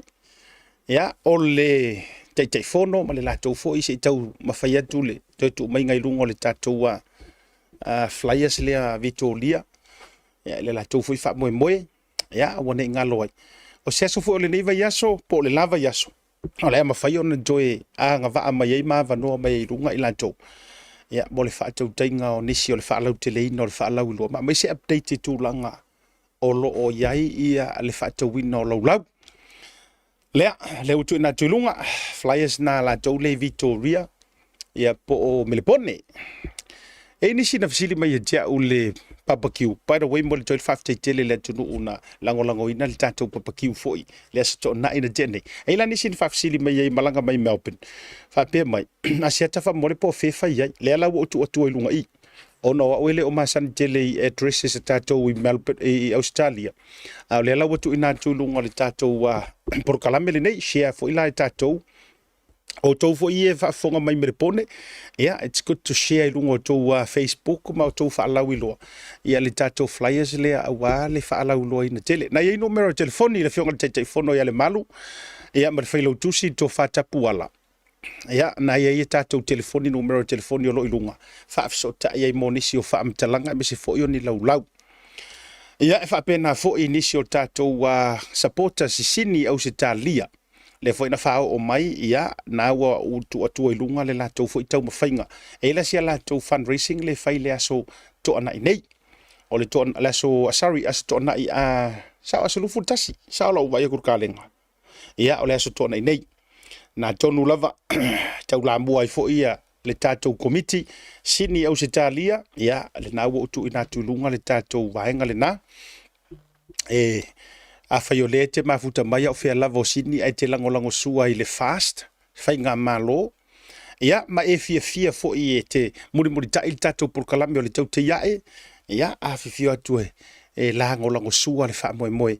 ia a le tatou kulupu fo i po le tatou fast supporters i New South Wales e fai ai Mount Druitt ia o nei fundraising lava o lo wha ngā solo nei fundraising a nei committee wha foe ia walanga i le ingi so i ingi ala kou kanga kupe e tautua ia i ke uo o le aso i tautua tuito o atu fo i le tau whaitio ma tau pisa mai whapeaka i ka lewa i sisi mea ai me uma whapena wa o tatou e ku ufo i ai kua ka mali anga ai mua i ruma kilo kua le se kile mea ai tatou o lango ia vaenga fo i le leo tapenanga nei komiki whafoe ia e tau su e ai loa ni se le ni awale yo tau ava mei no fa moe o lo fa ngasol nei se taimi tau fa fonga fo ia America la tau ma la tau fo tau mo fainga ia ona o America pe o lai lava le taimi o la tau e mulia ia November ia o lo tau fa nga solo mai le tulanga o fa moe fa mausali pe o Alaska le wa so tai mai ia o Utah lava fo ia ai me se fo yo vai ngai California ia faiona tu ina tu fo ilunga le tatou por kalame mole silfia lo tele tau lunga por kalame le vanga fiafi